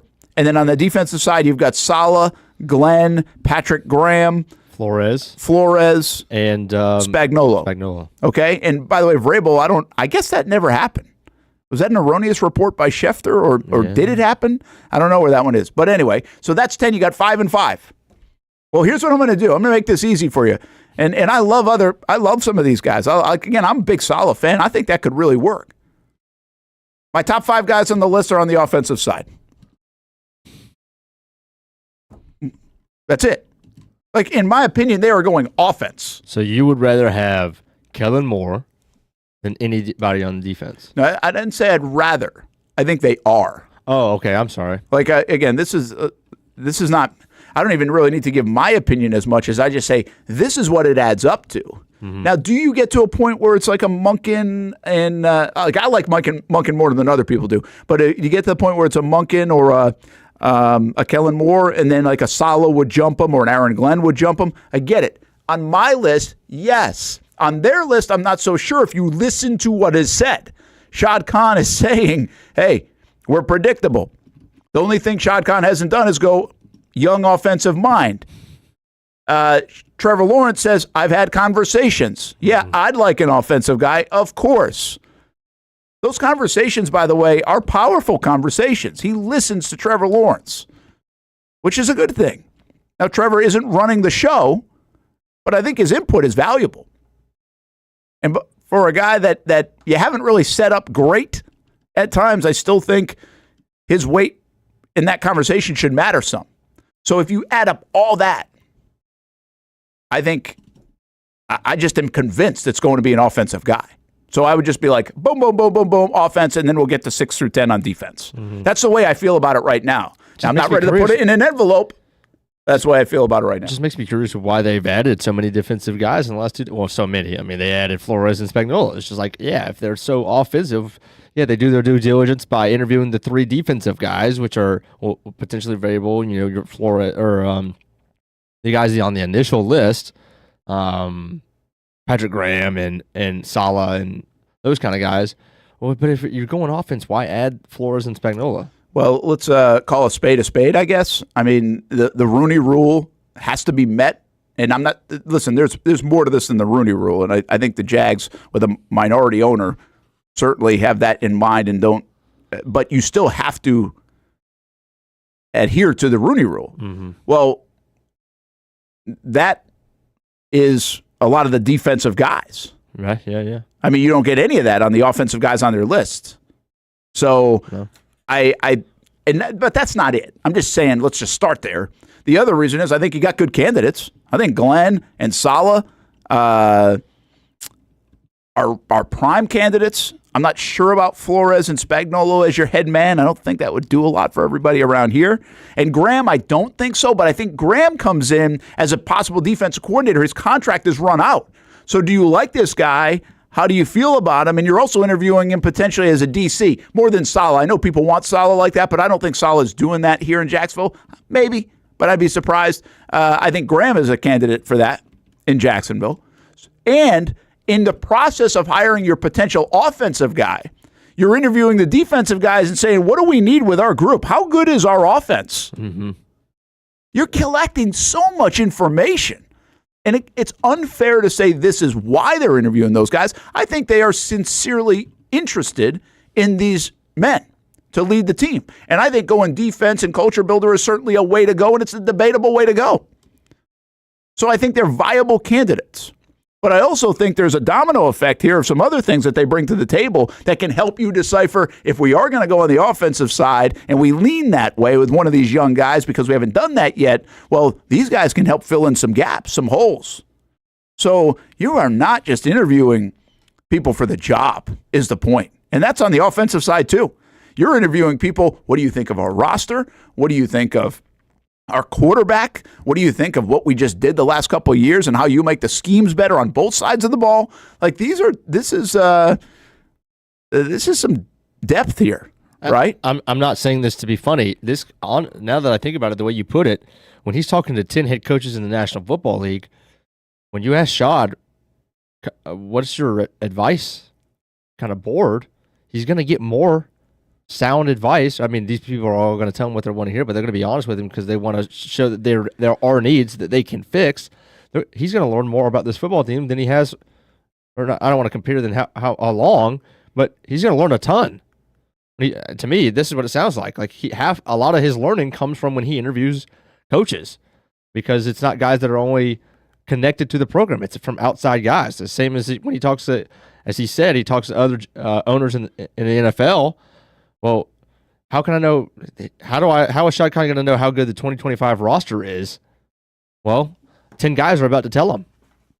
Yeah, that's exactly. You are gathered. Listen, you can say all you want about Shad and his football knowledge and everything else, but you can still be a good listener and good accumulator of information, if you will. Don't know if that's a thing, but I think you can. Like, I do this all the time with the Jags, quite frankly. Like, when we have these conversations, I know everybody loves the X's and O's and talks about where to go, and Hamby's a big fan of that stuff. Like, he loves the X's. I don't try to muddy my mind up with that stuff. I'm not an expert on that, so I don't. So I think sometimes that broader view, the less knowledgeable view of the X's and O's, can actually give you a different view, right? And some perspective outside of being in the weeds of it all. And I would say the same thing sometimes in the building. I know there are agendas in the building. I know people talk in the building. I know where a lot of the conversation comes from and emanates from and all this stuff. And so I'm like, all right, let's take this kind of view and step back from it. Mm-hmm. And not to say some of that information isn't true or even right, but I just think sometimes the way to look at it is more from this kind of view, pulling back on it. And so in that respect, I don't know if it's that, when you're hiring people, I don't know if it's that big of a deal if Shad knows what a skinny post is. You know what I mean? Yeah. And I mean, you're doing an interview for a job that is a huge job that runs a big building. Now, what I don't know is if Shad's been great at that in the business world. Those things don't make headlines. Mm-hmm. I don't know if he's run through CEOs and managers and blah, blah, blah, blah, blah, because I don't know that. But I think in this respect, I think this gets morphed. Him talking football is not always clean, like Monday. But it doesn't mean he has to know football to make a good hire or to try to get it right. Like, I don't think those two things have to be true. And that's why, by the way, you do have the Balkies in the room. You can have Tony Khan analytically in the room to measure those things. You can have Ethan Waugh in the room and hopefully more. Like, I hope Tony Baselli's in the room or somebody else is in the room. Someone with football knowledge, someone looking out for the organization, someone who's going to resonate with the fans. Like, that could be a Baselli role in the room this cycle. Mm-hmm. It's right there. Get him in the room. And who knows who else? Hopefully you don't want too many. Listen, I've done this too. We run a golf tournament, right? And I used to be on committees in golf tournaments, and I learned a lot. It was cool, like a lot of good stuff. But what I learned is when I started our golf tournament,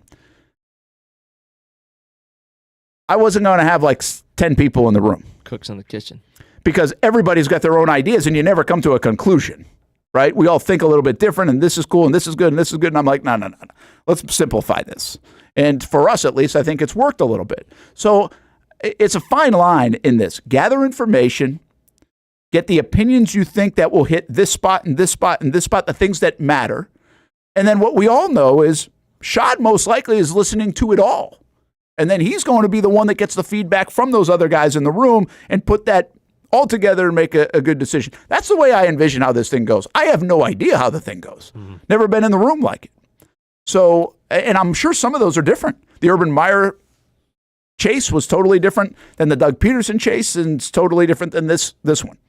But I do think he needs a couple more people in the room, new people in the room on a consistent basis, like in all of these things. Because I think you'll also hear that. It's like, like Tony Khan was in this one, but not in this one or whatever. And again, not sure if it's true or not, but like if you're going to be in one, I think you got to be in all. Right? So, Shad had Todd Wash sit in DC interviews with Todd himself. Was yeah, like we can question those things, but Todd Walsh also had like the top 10 defense for like 4 years in a row in the National Football League here in Jacksonville. Was it really that bad? But I know how you get things like, hey, Trent Baalke's in the interview room with Ryan Nielsen when he gets the job, so Trent Baalke made the decision. Now, that's not the same thing. Like, why does it matter if somebody else is in the room? I don't see why that's such a big deal. I mean, the Delphonic one, I know that one's a little goofy. That was a little bit different. But I'm saying I don't see why some of these things are such a big deal. If you're just an information gatherer and you're getting people from different walks of life. Listen, if they invited me into the room, I would give my thoughts totally different than somebody else. But I wouldn't be making the decision. I'd be giving my thoughts based on probably more what I talk about a lot. Mm-hmm. Hey, how's he going to be at messaging? How's he going to be relating to the fans? How's he going to be in terms of transparency? Shad, invite me to the room, and those are the things that I want from the guy. Those are the things that I think that I know, right? And then I give it back to Shad. I'm not making the decision. So I think I don't know if that's how it works. I would hope that's kind of how it works. And you get the right people in the different. Hey, here's one, Mark Lamping. Successful business guy. I think he's been in these rooms before. Is he in the room for this? Maybe. And you'll pick up things differently. And I think Shad is the ultimate decision maker, no doubt about that. Yeah. That he's going to be the guy doing that. All right, let's do this. I want to get to these thoughts and stuff. So let's get a break in so we don't get too late. And when we come back, we already got some questions in. And then we got more that will actually feed us through the process. But I got to rifle through them or we'll never get to the end of it. Some of the stuff that's been said this week, kind of like this overarching thought of the week. Where do you sit now? It's been an emotional week. It's been a long week. We've got a lot of information from the quarterback, the owner, the GM. Really, the only guy we really haven't heard from this week, I would say, is the fired head coach, Doug Peterson. And usually you don't for quite some time. And we'll see if that happens sooner or later. Here in Jacksonville. Nicer day in Jacksonville, by the way. Temps warm up a little bit, but it gets cold again. They got snow in Atlanta. You see that? Kind of a fun day. A few inches of snow, not just like a little dusting either. Truist Park is filled to the brim. Is it really? Yeah, that's a fun day when you don't get it a lot. And I'm sure like everything's canceled in Atlanta, is my guess today, because of a few inches of snow. But kind of a fun day, especially since it's a Friday. Happy Friday, everybody. Hope you head into the weekend in style. We'll be right back. If you need a quality play this football season at your home, call That One Painter First Coast. Locally owned and operated, experienced employees, no builder-grade materials. And there's more, and for that, we throw it to Noah Schlicksup. That One Painter First Coast can apparently help your kicking game, too. Well, after my failure on skinny sticks last year on Creekside game day, I've spent a lot of time out here at Creekside practicing my kicks. There's only one issue. How is that even possible? The good news is I know exactly who can help. That One Painter can handle all your painting needs, from field goal posts to cabinets to stucco. They got you covered. Though they may not be able to help with my kicking, they can certainly help with the posts. Call That One Painter First Coast today for all your painting needs at 904-495-1373.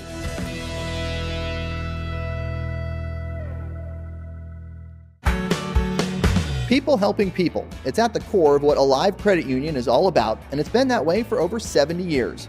From the start in 1954 to today, the mission remains to inspire financial wellness and give you a financially fit lifestyle. Alive Credit Union and its employees are committed to not only serving their valued members, but also our community here in Northeast Florida. I had a chance to see that commitment firsthand as Alive partnered with our Action Sports Jax 24/7 team to bring you Armada men's and women's soccer broadcasts. Inside the 18, it is a shot, and it's a goal!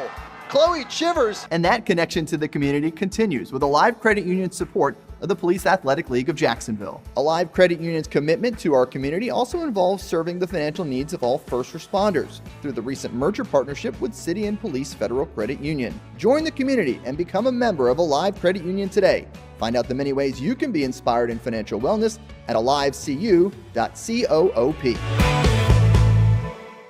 Burgers or breakfast, you can get it all at Whataburger. Try something new on the menu or an all-time favorite like the Whataburger Patty Melt. And now you can have breakfast here at Whataburger 12 hours a day, 11 p.m. until 11 a.m. Menu items like the bacon taquito, sausage taquito, honey butter chicken biscuit.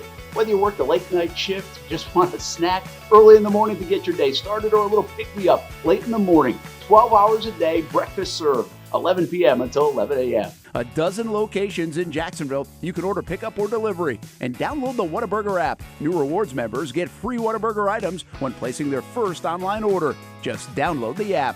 And for us coffee drinkers, Whataburger has all new hot coffee and iced coffee too. Satisfy that coffee craving at Whataburger 24/7, and it comes in a variety of flavors. Burgers, breakfast, coffee, and so much more. Whataburger, just like you like it. For the game day hustle and every day in between. Juggling my show, Jags Social, to going under the Friday night lights and a social life, it's a daily tournament. But this ride, MVP status. The all-new 2024 Lincoln Nautilus isn't just my car, it's my personal locker room, office on the go, and VIP lounge on wheels. Let's talk tech. My profile remembers everything from customizing my dash display to setting the ambient lighting and my signature scent. And wireless charging, essential for live tweeting scores. Whether I'm packing for a beach day with friends or heading to the gym, there's space for every passion. After dominating all day, this becomes my recovery zone. The massage feature is like having a personal PT on call. Life's a non-stop game, but with this ride, I'm always on my A game. The 2024 Lincoln Nautilus. Drive your passion. If you don't see a pit, it ain't legit. When you hear that, you think Bono's Pit Barbecue, a staple in Northeast Florida now for 75 years. A place that feels like home with friendly service, a meeting place for friends, family, or business occasions.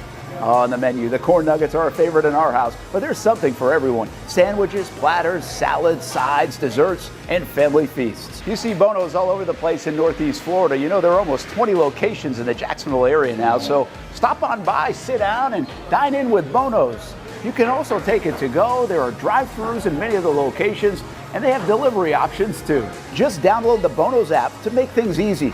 I signed up for the loyalty program, and you can too, to get special offers. If Jacksonville is home, few things feel more Jacksonville than Bono's Pit Barbecue. Celebrate 75 years and many more to come.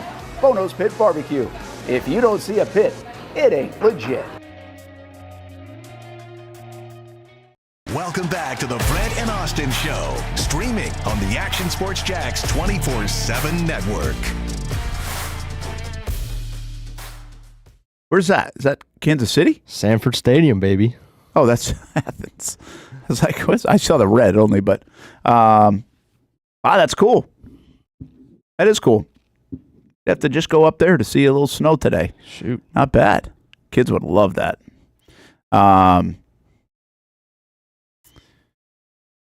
Real quick, who wins tonight? In case we never get to it. Ohio State, Texas? You love Ohio State? Yeah.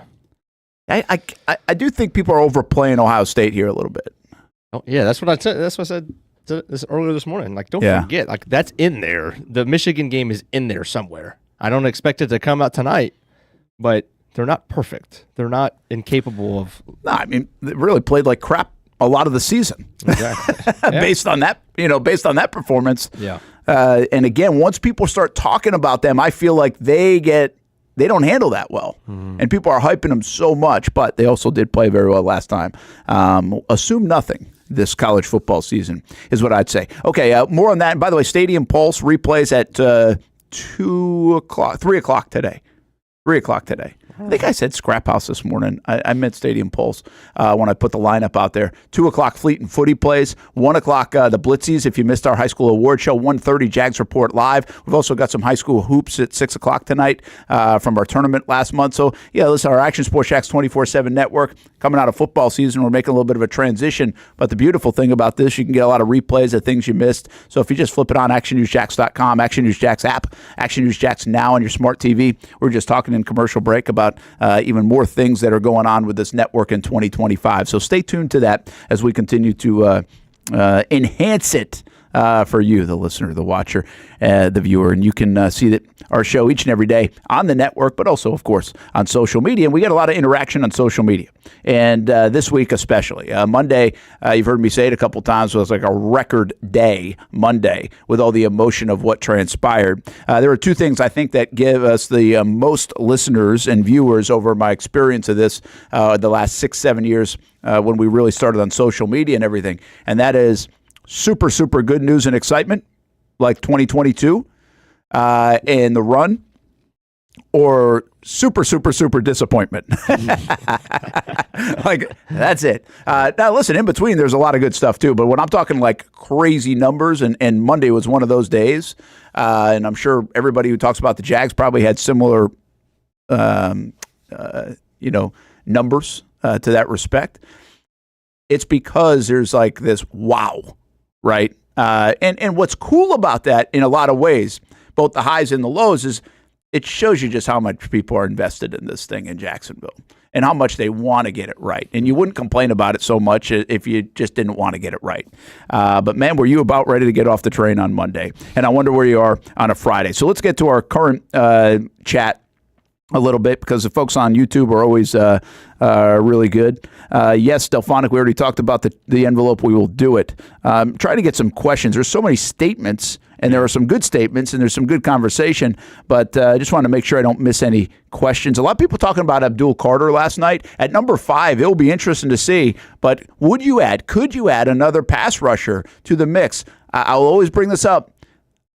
The Giants back in 06, 07, 08, they had the Strahans of the world, and they still didn't care. They were drafting the O.C. Umanuras, and they just kept people. And the conversation there, I was in Albany covering the Giants at that time. The conversation was, well, why do you keep getting pass rushers?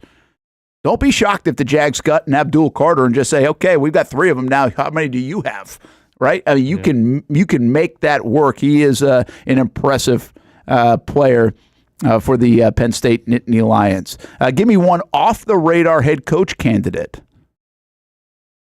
Well, the guy that's popular in this respect is Cliff Kingsbury. Right.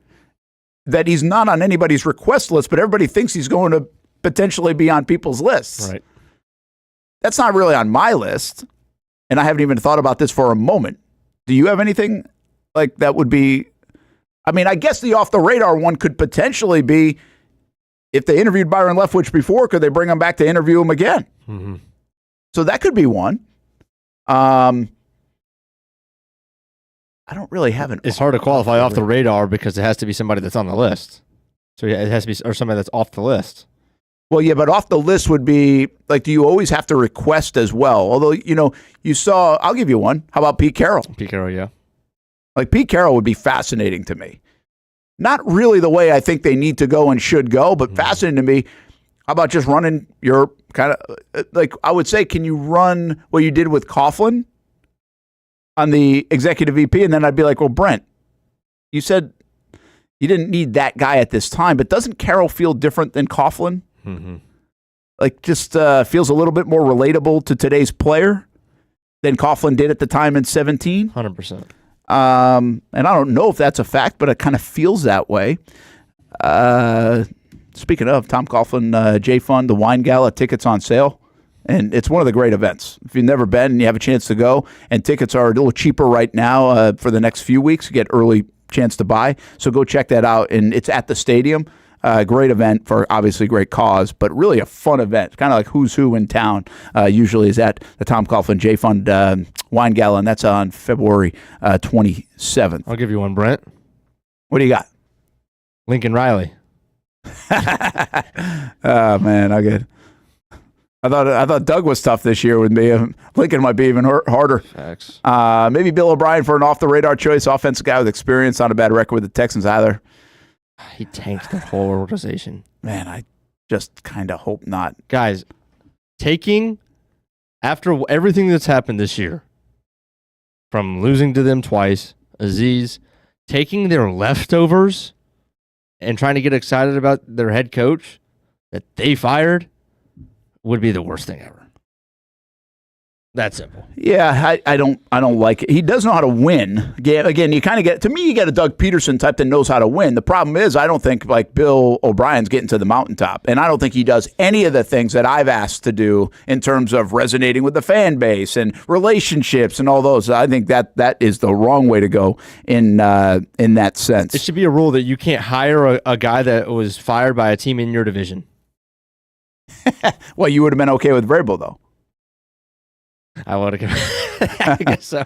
Yeah, I don't think you can do that. Forget that rule. Just applies to Bill O'Brien. Flores, Sala, Kingsbury, Glenn, Ryan Day. Ryan Day would be. Give me a break. Ryan Day's always been linked to the NFL. Always. His demeanor might work actually in the NFL even better than college, even though he's had it's worked just fine in college.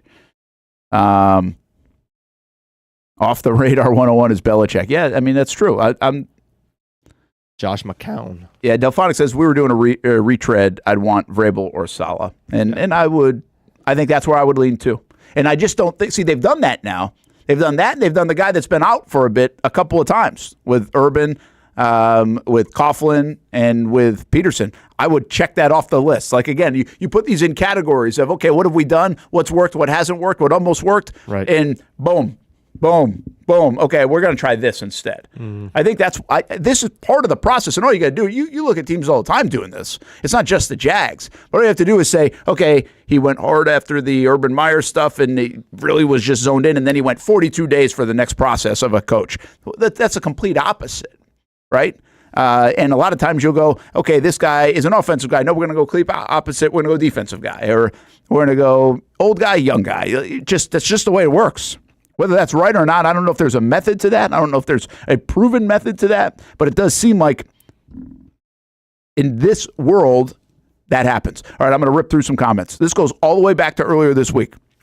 This is Brian Thomas Jr. fan account. Shad Khan must still believe the Jags have a good roster and that Doug was the problem. Only explanation here. This was about keeping Trent Baalke. And the bottom line is what we came to the conclusion of here is that, yeah, he's on Team Baalke in probably two respects. One, the roster was good, so you didn't get enough out of it. And two, Doug should have been calling plays. If you just take those two items, which are pretty big items, we thought it were the items that each guy would get fired by. Well, Shad at the end of the day was on Team Baalke on both of those. And I think the reason why Baalke's still here and why they blame Doug instead. Real MBB, you've hit the coping stage already if you think they're keeping Baalke to transfer power to a new GM head coach combo. That's the Jaguars fan in you, Brent. Never losing hope. How do we feel about that now?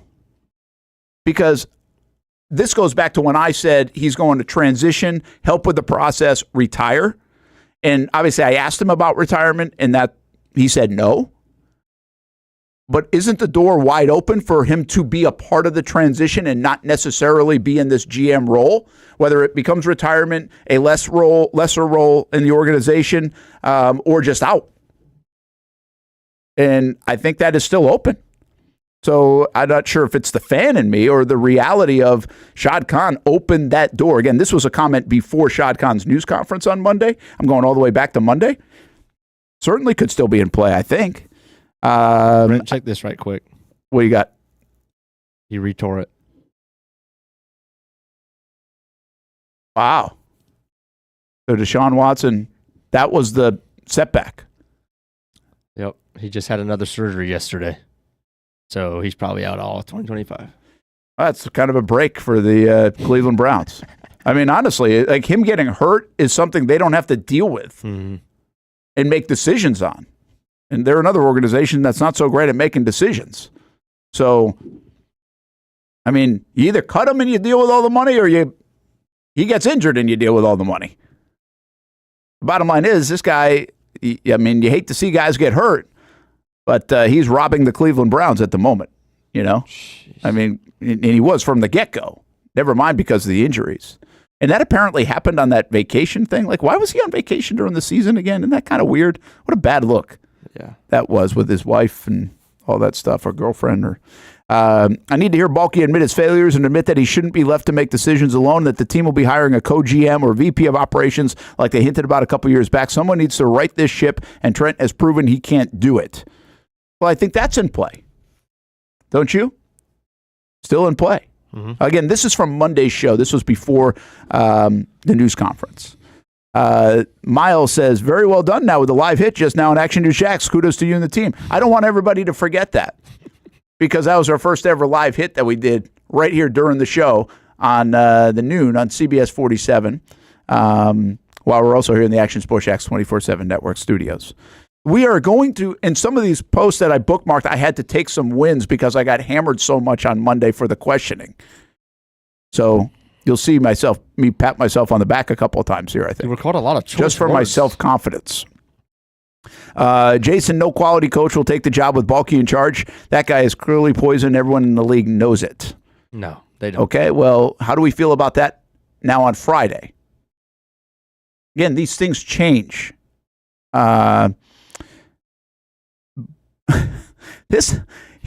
Twitter's funny. So I don't know if this is a bot or if this guy was like, I am getting on your radar and I'm going to say this a million times. Because as I was going back through these comments, this Better Bikes said this on our feed at least 20 times. Really? And I was like, well, that's good for engagement. Who's counting? I haven't seen that name. I haven't either. But he said, Shad and Tony Khan don't live here. We need somewhere in the building daily that we trust. Tony Baselli, VP of football. Fans that watch and go to games. The economic engine that makes all this possible. Not really. It seems so obvious what needs to be done for long-term success. Hear our roar. Well, I like that at the end. Oh. Tony Baselli. Gene Fournette, by the way, came out on that train as well today. A train that we've been on for quite some time. But welcome aboard. You can go look at the article, actionnewsjax.com. We refreshed it the other day and updated it with some things. Coach Ripley, it is their only hope. This was about when Schott had hammered the coaching staff about being predictable and everything else. I said, can he find a cutting-edge coach? No doubt the Jags are going young play caller, blah, blah, blah, blah.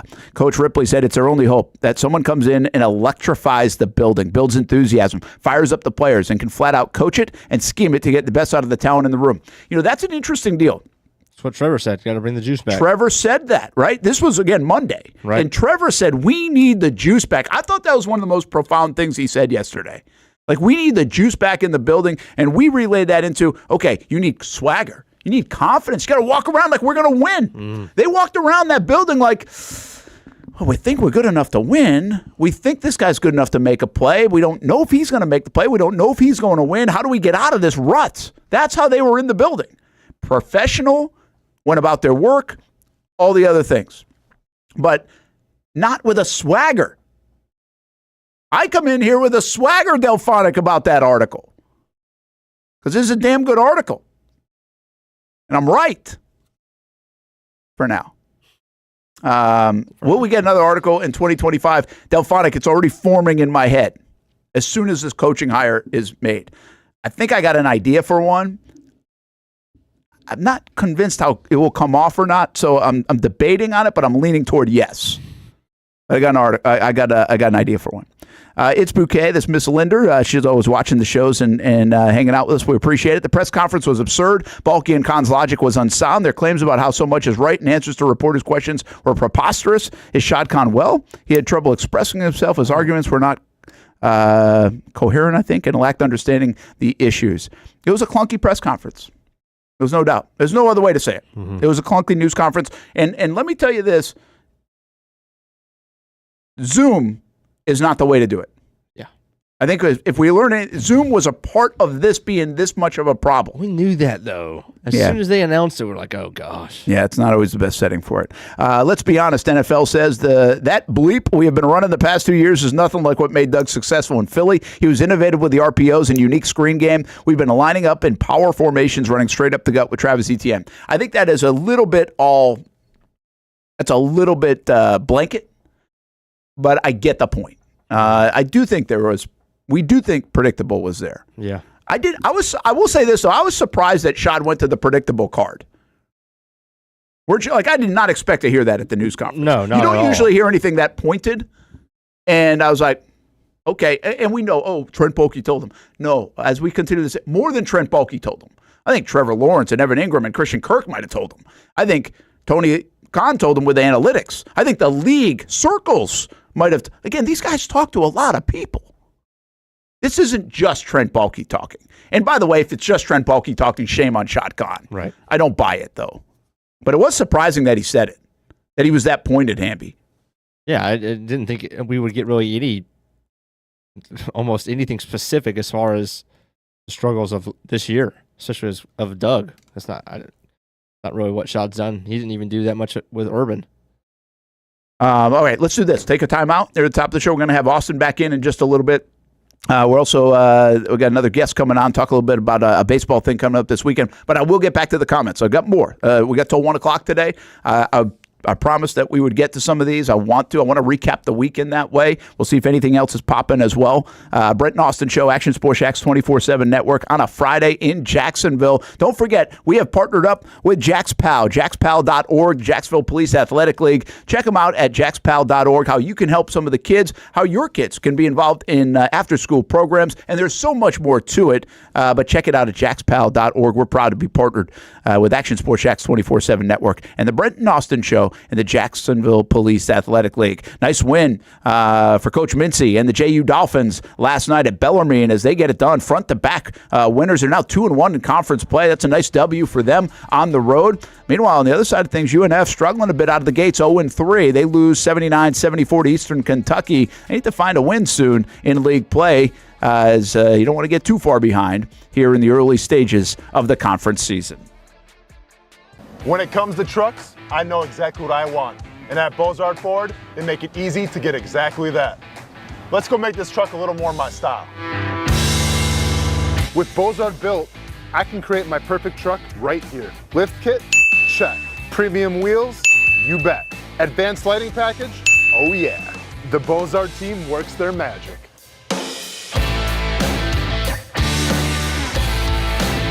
From bumper to tailgate, I'm making this truck mine. It's everything that I wanted and more. From the field to the gym to weekend adventures. This truck's built for my journey. Bozard built. Customized for your lifestyle, built to exceed your expectations. Check out the inventory and available options at bozardbuilt.com. Unleash your dream ride.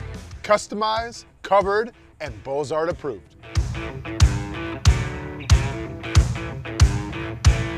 When it's time to get a new car for anyone in your family, just remember, nobody but Nimnick, the #1 Buick GMC dealer in Jacksonville. Get the latest price breaks on 2023 and 2024 models or the newest 2025 vehicles in the showroom on Phillips Highway or shop online at nimnickbuickgmc.com 24 hours a day. GMC Sierras, Yukons, and the redesigned Acadias, or get the all-new redesigned line with Buicks. It's nobody but Nimnick, and part of the reason why is this is a first-class buying experience here at Nimnick Buick GMC. You're not just a customer, you're a friend. This is about getting a vehicle that best fits you and getting you on the road, and also helping you and your family down the road.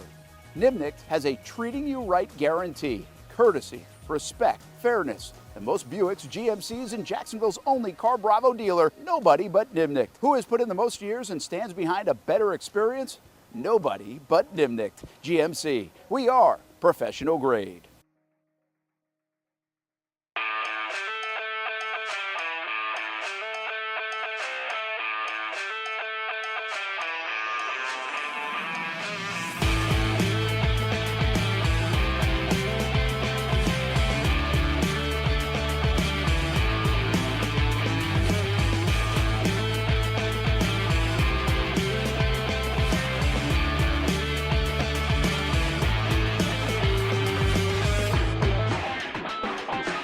If you need a quality play this football season at your home, call That One Painter First Coast. Locally owned and operated, experienced employees, no builder-grade materials. And there's more, and for that, we throw it to Noah Schlicksup. That One Painter First Coast can apparently help your kicking game, too.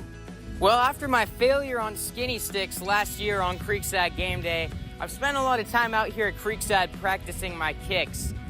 There's only one issue. How is that even possible? The good news is I know exactly who can help. That One Painter can handle all your painting needs, from field goal posts to cabinets to stucco. They got you covered. Though they may not be able to help with my kicking, they can certainly help with the posts. Call That One Painter First Coast today for all your painting needs at 904-495-1373.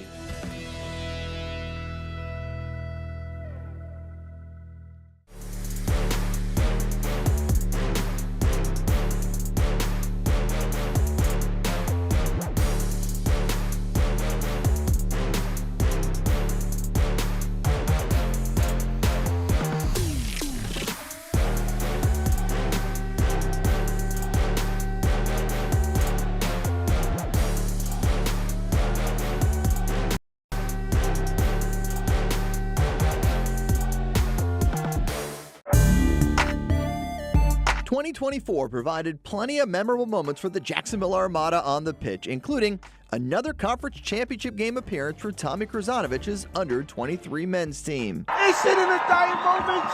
Debuting this year for the first time, the girls in blue, as the Armada fielded a women's under-23 side in the WPSL and made its presence known with some highlight moments. Potential goal of the season! Then attention turned to the future, with MLS Next teams representing the Armada badge in 3 age divisions this fall, including an under-19 squad ranking among the best in the state. Those teams are a big focus on Fleet and Footy, covering the big soccer stories each week on the Action Sports Jax 24/7 network. I'll put one in the back of the net for you. Join us for player profiles, fun interviews, and the very latest on the Fleet and all things footy. That's every Thursday at 2 p.m. Welcome back to the Brent and Austen Show, streaming on the Action Sports Jax 24/7 network. There's a look at Doug Peterson and Trevor Lawrence. We'll get some of Trevor's thoughts, both on injuries and also confidence still in this organization, still to come here over the next hour as we are bouncing around a little bit, talking obviously a bunch about the Jags, about this week. It's been a wild week in Jacksonville with the firing of Doug Peterson, the retaining of general manager Trent Baalke, then the transparency of the organization to put out the list of what has now become 10 candidates for their next head coaching vacancy. The interviews will start this weekend. We know Ben Johnson and Aaron Glenn on Saturday, so the Detroit contingent looks like Robert Saleh on Tuesday of next week. Liam Coen and the rest will find out when those guys go. But this process is certainly starting. I wouldn't say heating up. I think it's going to be a bit before it heats up. But it is happening. We're getting some of the comments, and I'm going to talk a little baseball here in just a moment, but here are some more of the comments from this week. I feel like, I had somebody defending me about my questioning, as others were not. This one, I told you I was going to pat myself on the back a couple of times just for self-confidence purposes. Maddie said, I feel like, are you surprised that you're still here is a pretty hard-pressing question. Okay, hopefully. That's the case. Here's the thing. I thought about that question a lot in hindsight. And I was like, I feel like I could have phrased that better. How so? I feel like I should have asked him, do you feel like you've earned the opportunity to still be here? So, yeah. So in hindsight, now again, you don't know if he would have, I've debated back and forth with myself of whether he would have said anything different. Right. But I think we were kind of like, I'm surprised. It might have come from, I'm surprised you're still here. Are you surprised you're still here? So we will see. All right, I'm going to get a couple more, and then we're going to get our guest in here. Jag Fanatic said, shocked the yeses that high. That was the poll question I did. Right. Wild poll question, by the way. How are you feeling? After the news conference, 96% said bad. And that was 4,000 votes. That was one of the wildest poll questions we've ever done. Jonathan Cordell said, the big question is, are you going to give Doug his sign that everyone autographed a couple years ago? That was a nice job remembering, Jonathan. And I never did give it to him. It's still in my garage. And I don't know. That one might end up being part of a bonfire now. I'm going to be having a bonfire tonight. He probably doesn't want it either as well. So, all right, let's do this. We've got the audio of Coach Highsmith, right? And we don't need the video, so that's cool. Let's get Coach Highsmith in here right now on the show as Brent and Austen show on the Action Sports Jacks 24/7 network. Believe it or not, baseball season is here. High school baseball, softball starting up. Are you coaching?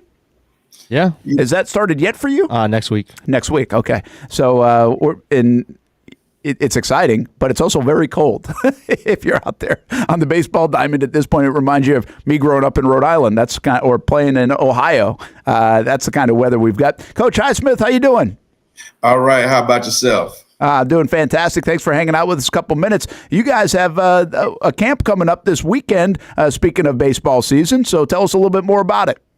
Yeah, the Diamond in the Rough. It's our 6th annual camp. We've been doing it now. We missed 1 year because of COVID, but ever since then it's been consecutive going on. We've been going around to different parks, trying to bring the excitement and bring enthusiasm, get kids back excited in the areas where baseball has pretty much been forgotten. And we've been partnering up, familiar with Walk-Off Charities. They've done a great job of bringing baseball in, introducing baseball into the community. And so what we're doing at Stolen Base Kings, we've been coming back and kind of fortifying what they've done. We've been introducing camps. We hold training sessions, free to low cost, depending on the household and everything. So we just want to keep getting back to the kids and bringing the kids back into baseball. Well, you've done a great job with that, and more on that in a moment. I'm going to give some folks just a little background here on the Diamond in the Rough baseball softball camp. It's coming up. Is it? I've seen a couple different dates. It's Saturday, right?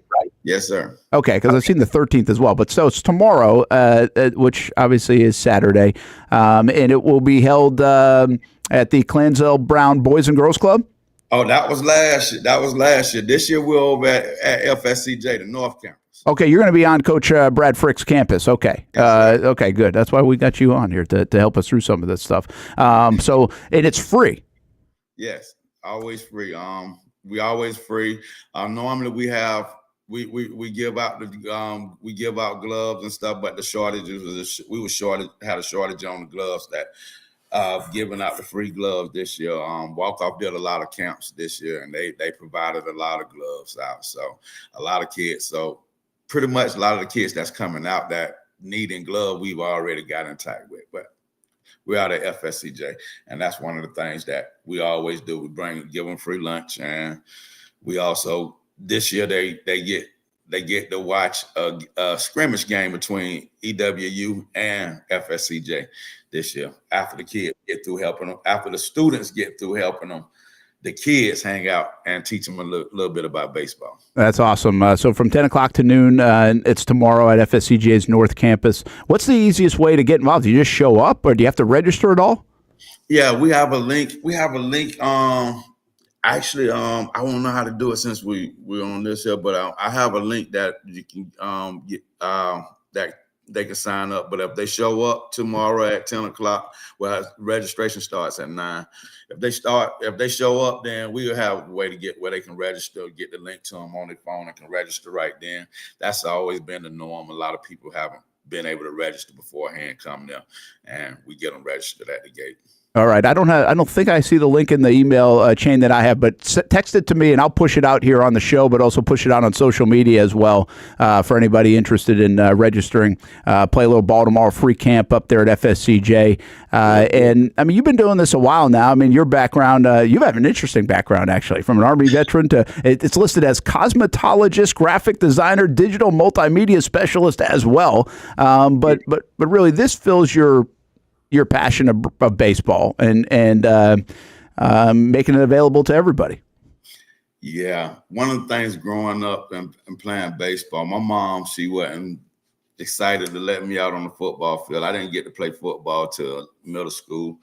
And so, but she let me play baseball. So baseball was always one of the things where it was not that sexy sport in our community. It was the little ugly sister sitting over there. So, I attached to it, and then when my son grew, my son, I had a son after all my other kids were gone, and I asked for a lefty, and I got a left-handed boy, and I stopped coaching football I was over at Eaglesview for like 9 years through the Coach Keith era and everything, and I gave up football because I didn't want to see him touch it. So in baseball, it was the thing, and now I enjoyed it as a kid, and he loves it. So we do everything to push him through and to get other kids involved over in our community. That sounds great. And Coach Highsmith started the Stolen Base Kings nonprofit for organization as well. And now he's got the Diamond in the Rough baseball camp. And Hamby put it up on our screen. Actually, he did find it. So you can see EWU against FSCJ tomorrow. So watch a little ball. Free camp 10 to 12. Terrence Freeman, obviously great baseball background as well, will be a part of this. Our Coach Reggie out there at EWU. Coach Frick out there at FSCJ. So that's one thing about this, Coach, right? I mean, you got a lot of people pulling in the same direction, mentioned walk-off and those things that really just trying to expose the great sport of baseball to so many kids in the area from all different backgrounds. Yes, sir. And we had a lot of people came in, All People's Pharmacy. They've been big in the community, Florida Medicaid, especially First Coast Assisted Living. They always coming through and giving Rivertown Lightning, FCA, Amazing Tasting Meal. It's a good bit of people that comes through. But, the biggest thing is that I love is over at Hammond Park. That's where I coach over at Hammond Park. We've gone from just that small little rec team to we have almost three levels on each age group now, where we have travel ball, rec ball, and that pretty much a development ball for kids that's trying to come in and that need to learn how to throw. We've been big over at Hammond Park Rockets, and a lot of people looking for a place to play with baseball. We accommodate everything over here on the north side and west side. Well, it's a great job. We love baseball and such a talent-rich area in baseball. Great history here in baseball in the area. And, the next generation get a chance tomorrow. Free camp out there at FSCJ, the North Campus, by the way. And you get to watch some ball, too, EWU and FSCJ. Maybe I'll head up there, too, and watch some ball. But congratulations on putting this on. Do me a favor, Coach Highsmith. Send me a link, and then I'll get it out here, not only on the show, but social media the next couple of hours, and hopefully we'll get some folks signing up for that free camp tomorrow morning, 10 a.m. until noon. Yes, sir. So doing it right now. All right. Appreciate you. Have a good day and have a good weekend. Good luck with the camp tomorrow. Thanks, Brent, for having me. You bet. That's Coach Highsmith, and again, doing a great job out at Hammond Park, doing a great job with the Stolen Baseball Kings, and founder of the Diamond in the Rough Baseball Camp as well. Some good names on that list, helping them out along the way. Fun baseball community, and by the way, we'll have no gate fees coming up in February. Baseball season and softball season start earlier this year than normal in the high school ranks, and no gate fees. Talks youth sports, but really a focus on the local baseball and local softball scene too, and that will ramp up once again coming up in February. So we'll have that right for you here on the Action Sports Shacks 24/7 network. Committed to the Uncommitted program, which we just wrapped up another fall in football, and we'll have our scholarship winner soon, probably in the next couple of weeks. We'll go over to Nimnik Buick GMC for that.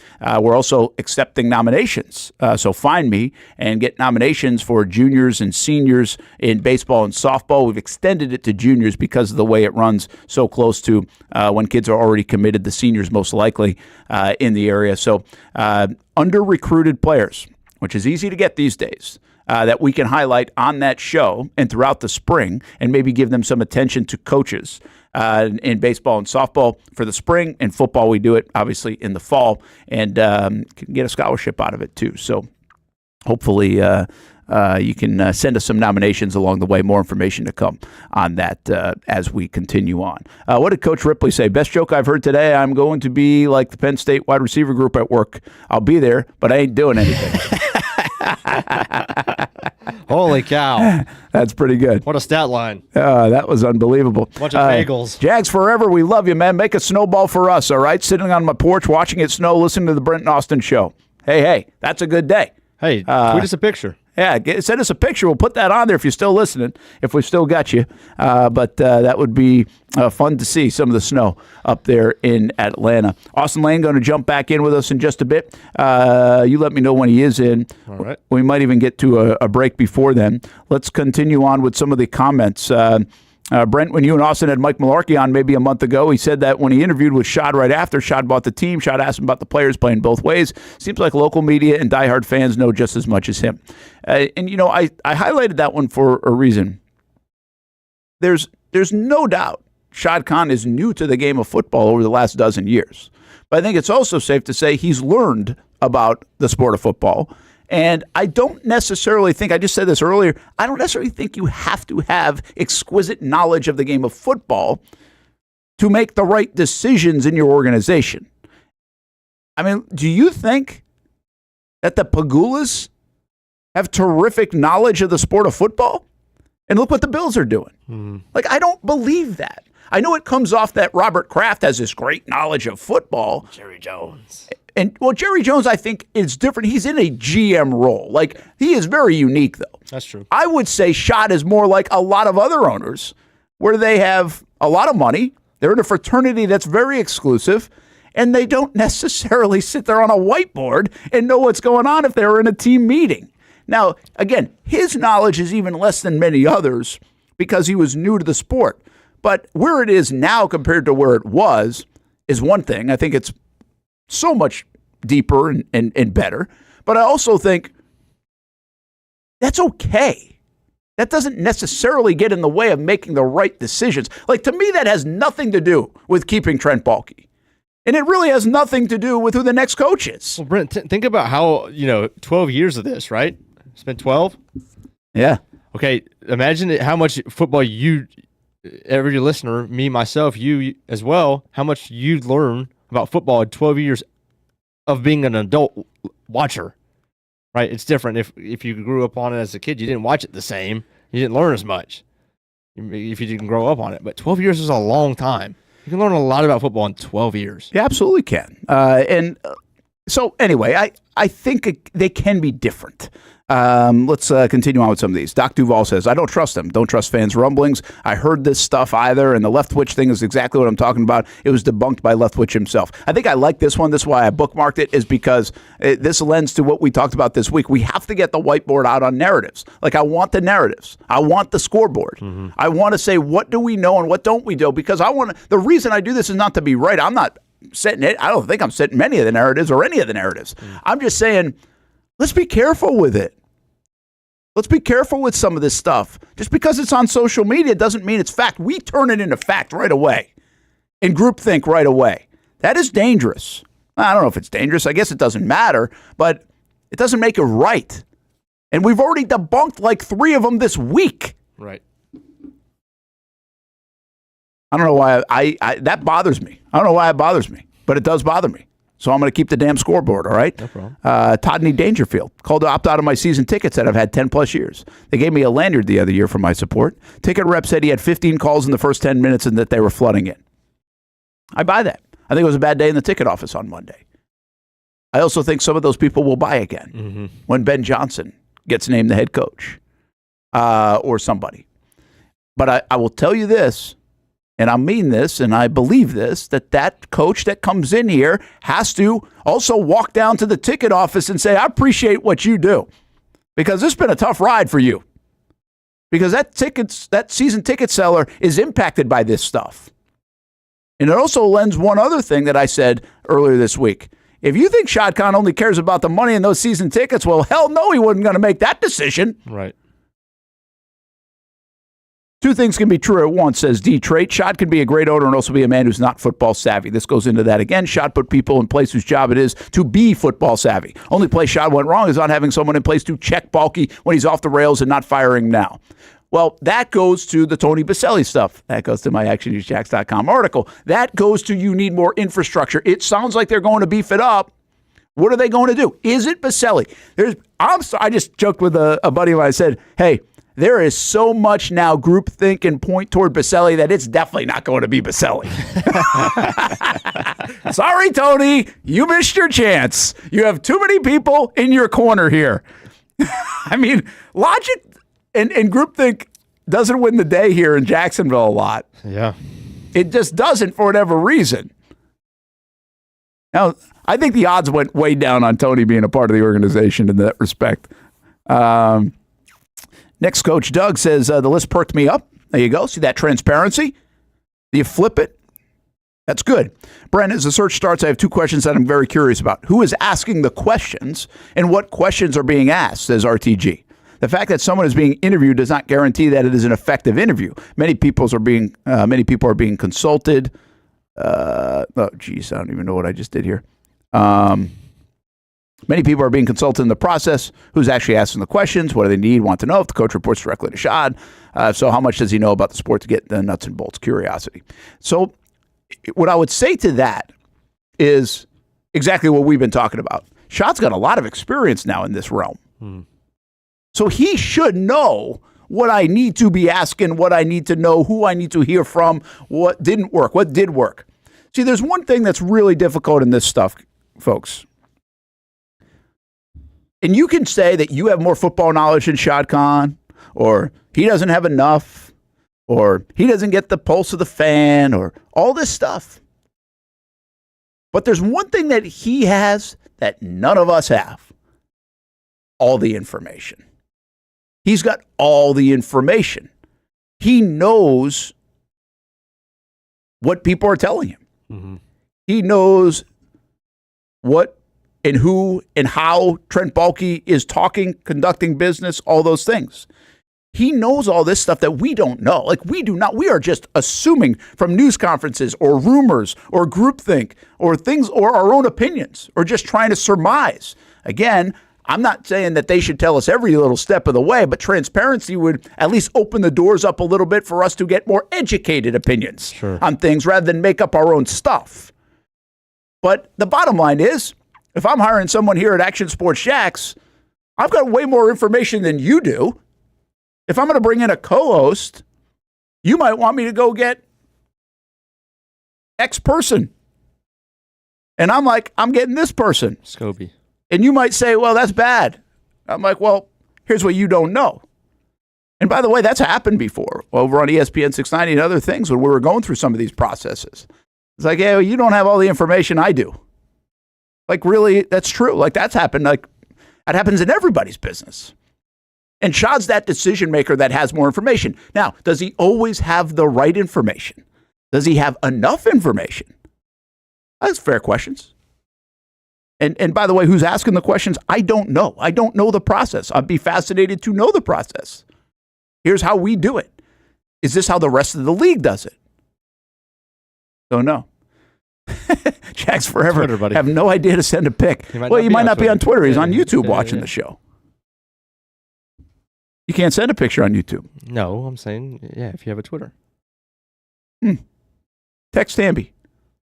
I'm not going to put my phone number out I will. I don't care. You text me. You think I'll get a lot of texts? there. I don't know. You get enough already. Meh, maybe I shouldn't do that. I don't really care about doing it, but maybe I shouldn't do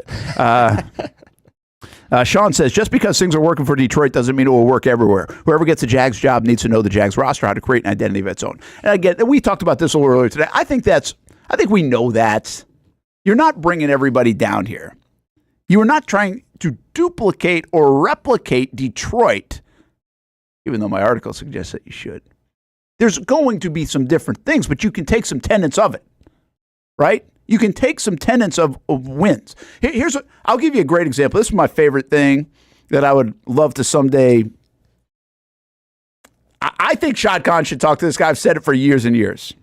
When you have I think Cleveland should talk to this guy and just at least talk to the guy. And maybe they have. But I look at Theo Epstein and I say, that dude erased 86 years of Red Sox bad and was able to figure it out with the roster he built and the people he put in place. And he wasn't alone, but he was the main figure here in this example.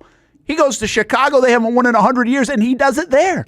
There's one thing in common with those situations. It was Theo Epstein. Well, did he bring Boston to Chicago? No, he didn't. But he certainly probably made some of the right moves, the same moves, the similar moves. Either that or he's just the luckiest damn guy ever. But that's what you bring some of those tenets, you bring some of those principles, you bring some of the things you learned, and then you create it in a different way. Detroit is not Jacksonville. Even city-wise, we say, hey, how can you be the identity? But Detroit and Jacksonville actually have some common threads now. Underdog cities, viewed from the outside as, I don't want to go there. Very blue collar. Detroit gets that as really blue collar. What people miss here in Jacksonville is you really have a blue collar feel. Pittsburgh and Detroit have those things. You get that here too now. Grit, hard work, all those things. Those things actually, they live here too. So you can do some of that stuff. You just don't have to mimic it. You don't have to bring the same thing. In fact, I'd be hammering you if you did. I think you got to evolve it around some basic principles. Coach Ripley says, do you believe that a structured baseball mind like Theo could come to Jax, organize a different sport, have success? We've talked about it a lot. I think it would be far-fetched. But I don't know why you couldn't have somebody like that in as a consultant of sorts, or at least take him to a nice restaurant in Chicago and have some dinner. I would be fascinated with what Theo Epstein would do to walk into this building, spend a little time there, and see if there are any common traits, thoughts, whatever, of what he walked into in Boston and in Chicago and then how he left it. It might be too deep a dive. It might be too off the radar. Couldn't hurt. But why the hell not? I always say it. I don't know if it's a realistic thing. But Jonathan said, I really like Doug and still do. No doubt he's a good coach. I wish him the best. It's too bad things didn't work out here. I feel really like that as well. Like, I really do. I feel like Doug's not a bad dude. I feel like this was a weird year for him. He's told me that. He says one of the strangest years. I know it's the strangest year I've covered. He says it might be the strangest year he's had in the NFL. And you know what? He might not be wrong. 10 one-score losses. First time since 1966, that many. So he's got good reason to think it's a weird year. I think Doug will be fine. I think Doug did a lot here that will be remembered. We had that story on Wednesday. I don't think people will talk about it, but I think the players will, and we'll look back on it and be like, hey, he helped get this in the right spot. Now can the next guy go elevate it? And in some respects, that's the job in the NFL. When the GM's about to get fired, like Dave Caldwell did in 2020, you set the organization up for success on your way out. Has Doug set them up for success on his way out with some of the stuff that he instilled? I would say absolutely. Way better than Urban Meyer. Now, does that make Doug feel any better? Probably not. But playing some golf and getting a paycheck for the next couple of years might not hurt. So I agree with you. I think Doug did a lot of good things, and I think those things will bubble a little bit more. I'll tell you, I think Gus Bradley did a lot of good things that never showed up. Mm-hmm. But it also helped those guys in that next year, even when he left, to get where they got. Some of the foundational things that he put in place. But he'll never get credit for it, of course, right? I think that's just the nature of sports sometimes. These guys really impact these young men. That's part of being a coach, right? In their relationships. And I think paramount in that is what he did to help save, in many respects, Trevor Lawrence after the rookie season. So I think it's a good point, Jonathan, and I think there's more there. All right, a couple more, and then let's get to break. Not once during all the handwriting ringing did Shad say Baalke is remaining our GM. Not once did he say no more organization change was coming or an EVP wasn't coming. Eric said this, and I think this is important too, because when I read this one, I was like, you know what? That's very similar to 2022. See, I thought I was critical of Shad at the end of the day that he was keeping Trent Baalke in place because he never came out and said he was. And so got vilified. You know what? He could have taken some of the brunt of that off Baalke by saying, hey, I'm making this decision. He's the guy. Never did. Which lends me to think that was an open process, much like this one is going to be, what he actually did articulate on Monday. And that if the coach had been in 2022, come in there and been like, yeah, I don't really like this guy. I think this is bad, and given him a good reason for it, maybe they would have made the move. I have no idea what those conversations were like. I don't get the idea, though, that Doug Peterson was hesitant about taking the job because of Trent Baalke. And they managed okay together. But I also think this time's a little bit different because you don't have anybody with the leverage of a guy like Ben Johnson or Mike Vrabel. And maybe now even, who knows, maybe it's a Robert Saleh who emerges or somebody else. But let's just take Ben Johnson has leverage. Ben Johnson is sought after. And Ben Johnson also has Detroit if he wants it. Doug didn't have that. Doug didn't have a job. Doug had like one other interview. So he didn't have the leverage to be as loud in that conversation, even if he wanted to. So I think this is a little bit different, but also similar in the sense that it's wide open. If you want to come in here and tell me part of the plan is we need this in the player personnel side, and it would work out better if it's this way, it's up to the coach to do that. Sometimes, as Shad said on Monday, you're interviewing us.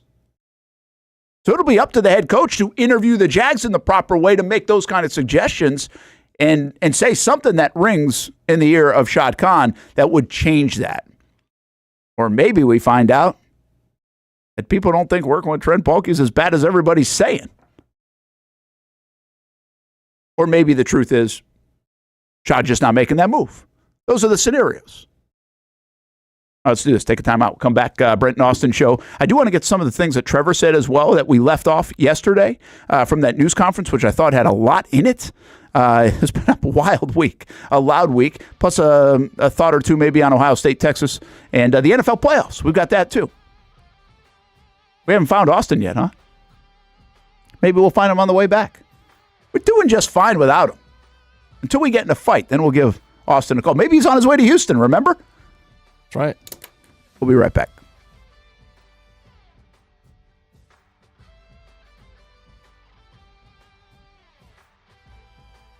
If you don't see a pit, it ain't legit. When you hear that, you think Bono's Pit Barbecue, a staple in Northeast Florida now for 75 years. A place that feels like home with friendly service, a meeting place for friends, family, or business occasions. On the menu, the corn nuggets are a favorite in our house, but there's something for everyone. Sandwiches, platters, salads, sides, desserts, and family feasts. You see Bono's all over the place in Northeast Florida. You know, there are almost 20 locations in the Jacksonville area now, so stop on by, sit down, and dine in with Bono's. You can also take it to go. There are drive-thrus in many of the locations, and they have delivery options too. Just download the Bono's app to make things easy. I signed up for the loyalty program, and you can too, to get special offers. If Jacksonville is home, few things feel more Jacksonville than Bono's Pit Barbecue. Celebrate 75 years and many more to come. Bono's Pit Barbecue. If you don't see a pit, it ain't legit.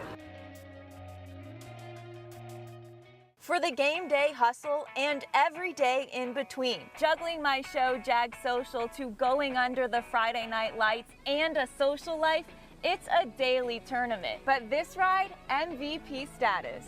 The all-new 2024 Lincoln Nautilus isn't just my car, it's my personal locker room, office on the go, and VIP lounge on wheels. Let's talk tech.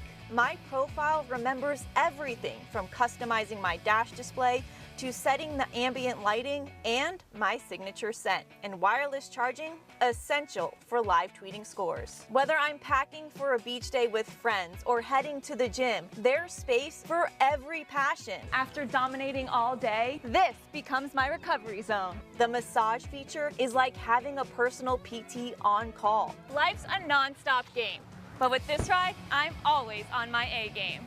The 2024 Lincoln Nautilus. Drive. You trust CGC to make your water great, and now you can trust CGC with your plumbing needs as well. Fast, convenient scheduling, licensed and insured. A quick call away at 904-552-1242. You never know when you're going to have an issue with a shower, toilet, or maybe it's a sink that sometimes is easy to fix. All right, let's be honest. I'm not fixing anything. I'm totally staging this because when I have a plumbing problem, I call CGC Water Treatment and Plumbing. Trained professionals, transparent pricing, customer satisfaction. Small problem or even a bigger issue. Right now, save 10% off a new Rinnai tankless water heater. The experts with 25 years of experience at CGC Water Treatment and Plumbing can do it all. Call 904-552-1242 or visit cgcwater.com. For a limited time, CGC is waiving the trip charge on all related plumbing calls. CGC Water Treatment and Plumbing, an authorized independent Connecticut dealer. Florida license number CFC 1432579.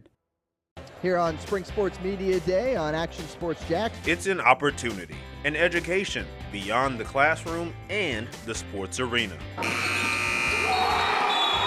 Life skills, testing skills, social skills. It's called High School 912, a program focused on maximizing the growth of students in academics, sports, and life. And here's your chance to get involved. If you're a local business, or if you just want to make a donation to help support programs like ACT and SAT boot camps, career days, Leadership Academy, Financial Literacy Academy, and so much more. Another Nice High School Panther, Jack Cole. High School 912 supports and hosts high school sporting events and several media days throughout the year. For more information on how you can get involved, visit jaxhighschool912.com. It's the place we party in football season with Jaguars All Access. Welcome to Spring Sports Brewery, everybody. Say hello to our guest tonight. That is Trevor Lawrence. You can bring your party or event to Spring Sports Brewery in Springfield any day and any time. Rehearsal dinners, corporate events, birthdays. Here at Springs, you can enjoy the inside area and the outside area. Good for any weather, good for any occasion. Watch the games, play the games, shoot some hoops. Beer? Yeah, they have that. Plenty of choices. And sure, this is a brewery, but Strings is also a restaurant, and the food is fantastic. A full menu made from scratch meals. And if you need Spring Sports Brewery to help with a party at your place, they cater too.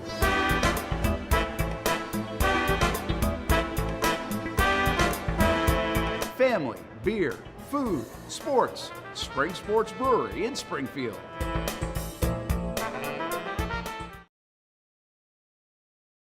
Welcome back to the Brent and Austen Show, streaming on the Action Sports Jax 24/7 network.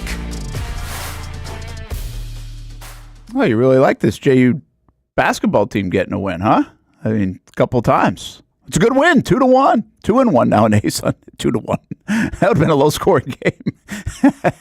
2-1 now in ASUN play as they beat Bellarmine, and they will play Eastern Kentucky on Saturday. UNF men will play Bellarmine on Saturday, looking for their first ASUN win. Brent Martineau, along with Austen Lane, down there in South Florida, just got out. He's got awful cell connection. He's like 0 for whatever today here on the show.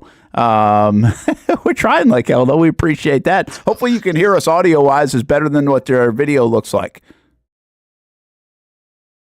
Yeah, I mean, I can hear you just fine, and I got full bars. I'm not really sure what's going on, man. But, yeah, I got a great session in. Once again, a little late because I had to work extracurricular stuff with one of the heavyweights that has a fight coming up. And then also, if you follow MMA, you probably know the name Junior Dos Santos. He made an appearance today, so he was talking to me a little bit and kind of showing me some things, and then punched me in my stomach a couple times. So that felt great. But he's a legend, man. So I can't be too mad about it. And then, dude, he's the only guy I know who's like been a champion who can like come in and be like the most intimidating guy on the mats, and then walk off the mats singing Lady Gaga Poker Face. Wow. What a scene down there. That's amazing. Oh, man. Hey, don't worry. It's one experience. You don't have to apologize for missing some of the show. We already know we're getting a percentage of your cut when you win in your next fight, so that's okay. We're looking forward to that. Mr. Hugo, by the way, what relationship is Mr. Hugo to you, Hamby? Hamby's name needs to be added to the show name. He's the only one who hasn't gone missing in action this week. Yeah, but he's the only one that we wished had. Austin didn't think that was funny? I don't think Austin got that. Oh! Speaking of, it was apropos right there. You go missing right after the thing. But Hamby's doing a fine job. Hamby doesn't need his name on the show, all right? I mean, let's get Hamby married first before we start planning on him to be on the show forever, all right? He's still in probationary period time. I'm not like Shad Khan. I don't give these guys a lifetime guaranteed contract like Trent Baalke. Hamby's got some work to do still, although he's been fantastic this week. Thank you. I appreciate that. You're welcome. Listen, Hamby's been fantastic, don't get me wrong, but like if you want to follow the journeys of Justin Kuzart and Casey Kurtz, we didn't even let him get on the camera until about 5 months in. So Hamby, you're far ahead of those guys right now. Just don't pull a Carson Beck and threaten to go someplace else, all right? You belong here. We're not going to bring in a backup or anything. Just enjoy your time here while you can. Yeah. Sounds good to me. I'm all right. That's good. Much like those guys. Nice segue. Hey, listen, much like those guys, Kuz and Casey, he's got another job too. It's out in the newsroom. The only difference is those guys sometimes want to do the other job. He doesn't. I do not. So we got that going for us here on the Brent and Austin Show on Action Sports Jax 24/7 Network. All right, I lost my place now on some of my bookmarked items, but I got to a lot of them. So I'm actually happy with myself about that. Howdy, baby. That I wanted to get to some of the thoughts from everybody here during the week, and we appreciate all the interaction. And sometimes I'm like, dang, I miss them going by so fast during our conversations. But I want to make sure we see them and we appreciate them. And thanks for hanging out with us all week. We're not done yet here this week. In fact, a couple of things I'd like to get to. I want to finish up a little bit on the Trevor stuff from yesterday, and I'd asked him if he's still got confidence in the organization, right? Because, listen, we live in a league now where players can demand some things. Players can get really pissed off. We saw it here in Jacksonville. Yannick Ngakoue, Jalen Ramsey. Now, I'm not buying into the fact, and I don't even want to suggest that he's close to that. I don't believe that. I think he loves this place. He wants to turn this place around, and I don't think he's even thinking that way. I know people suggest it sometimes, but I just don't buy it. But at the same time, at 4 years in, when you had Urban Meyer and that disaster, and then you feel like you're going in the right spot, and then you have these setbacks of the last 14 months, given injuries, but also performance and team record, it does enter your mind, I would think, as just a human being, damn, are we going to figure this out? Because I thought we had it. I thought we were figuring it out. Well, here's his response when I asked him about confidence moving forward into 2025. 100%. I mean, you look at, the guys we have, and we've played really well together. I'm thinking just offensively, it's more our responsibility is offensively and kind of that. I know more the ins and outs of that than, we've had a couple different defensive coordinators, and so I'm not going to get into all of the scheme on defense. But as far as offensively, I know the guys we have, the playmakers we have, what we've done, and we've added to that. We've added BT in a lot of areas. Our line's improved over the years. Obviously, a guy like Brenton and Parker coming along, those young guys that are playing well, Travis, Tank. I think that we have the guys to do it. We need to just find more consistency, and I think that there's we need to get some juice back in this place. It seems like we've lost that in the past year and a half or so for whatever reason, and we got to get that back. And I think that's something that us as leaders on the team really have to look at, and we got to take our part too. This isn't just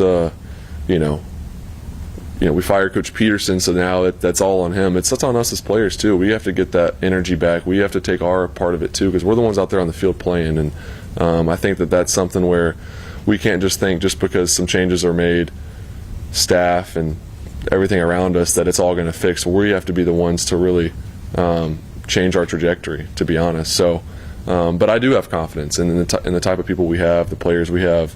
But this is a big offseason, and we have to really dial in and like I said, build that culture and become just a tough, hard-nosed, gritty team. I think we need more of that. That was a lot in that response. Austen, it's interesting to me that,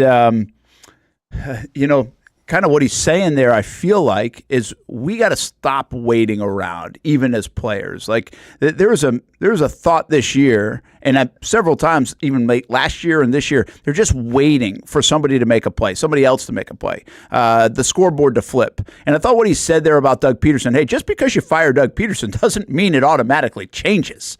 You got to go get it.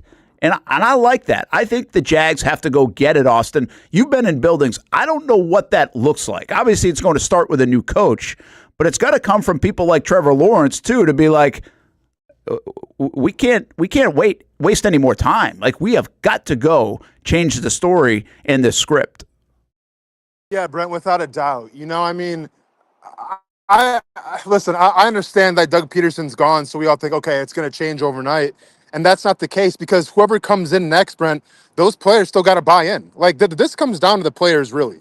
And, yeah, there's going to be a lot of turnover, right? Anytime you win a couple of games, you're going to have turnover. But there's still going to be a lot of guys in that locker room that we saw this past season. So it comes down to them to buy in. So I agree with what Trevor's saying here. And I think that's where it comes into, whether you're going to reconstruct this roster or not, you got to keep some of those solid bridge guys, right? Some of those Calais Campbell guys like we talked about. Now, you have some just out of by necessity, because you have Trevor, you have Tyson Campbell, you have Josh Hines Allen, you have Trayvon Walker. So you have some of those pieces there, but everyone's got to get on the same page. Everyone's got to, I think, take a step forward now and be a little more of a leader, whether that's vocal, whether that's taking somebody by the hand and saying, hey, we got to do it this way, because we just can't have guys like we talked about last season, Brent, just be counter punchers and wait for it to happen. You have to make it happen.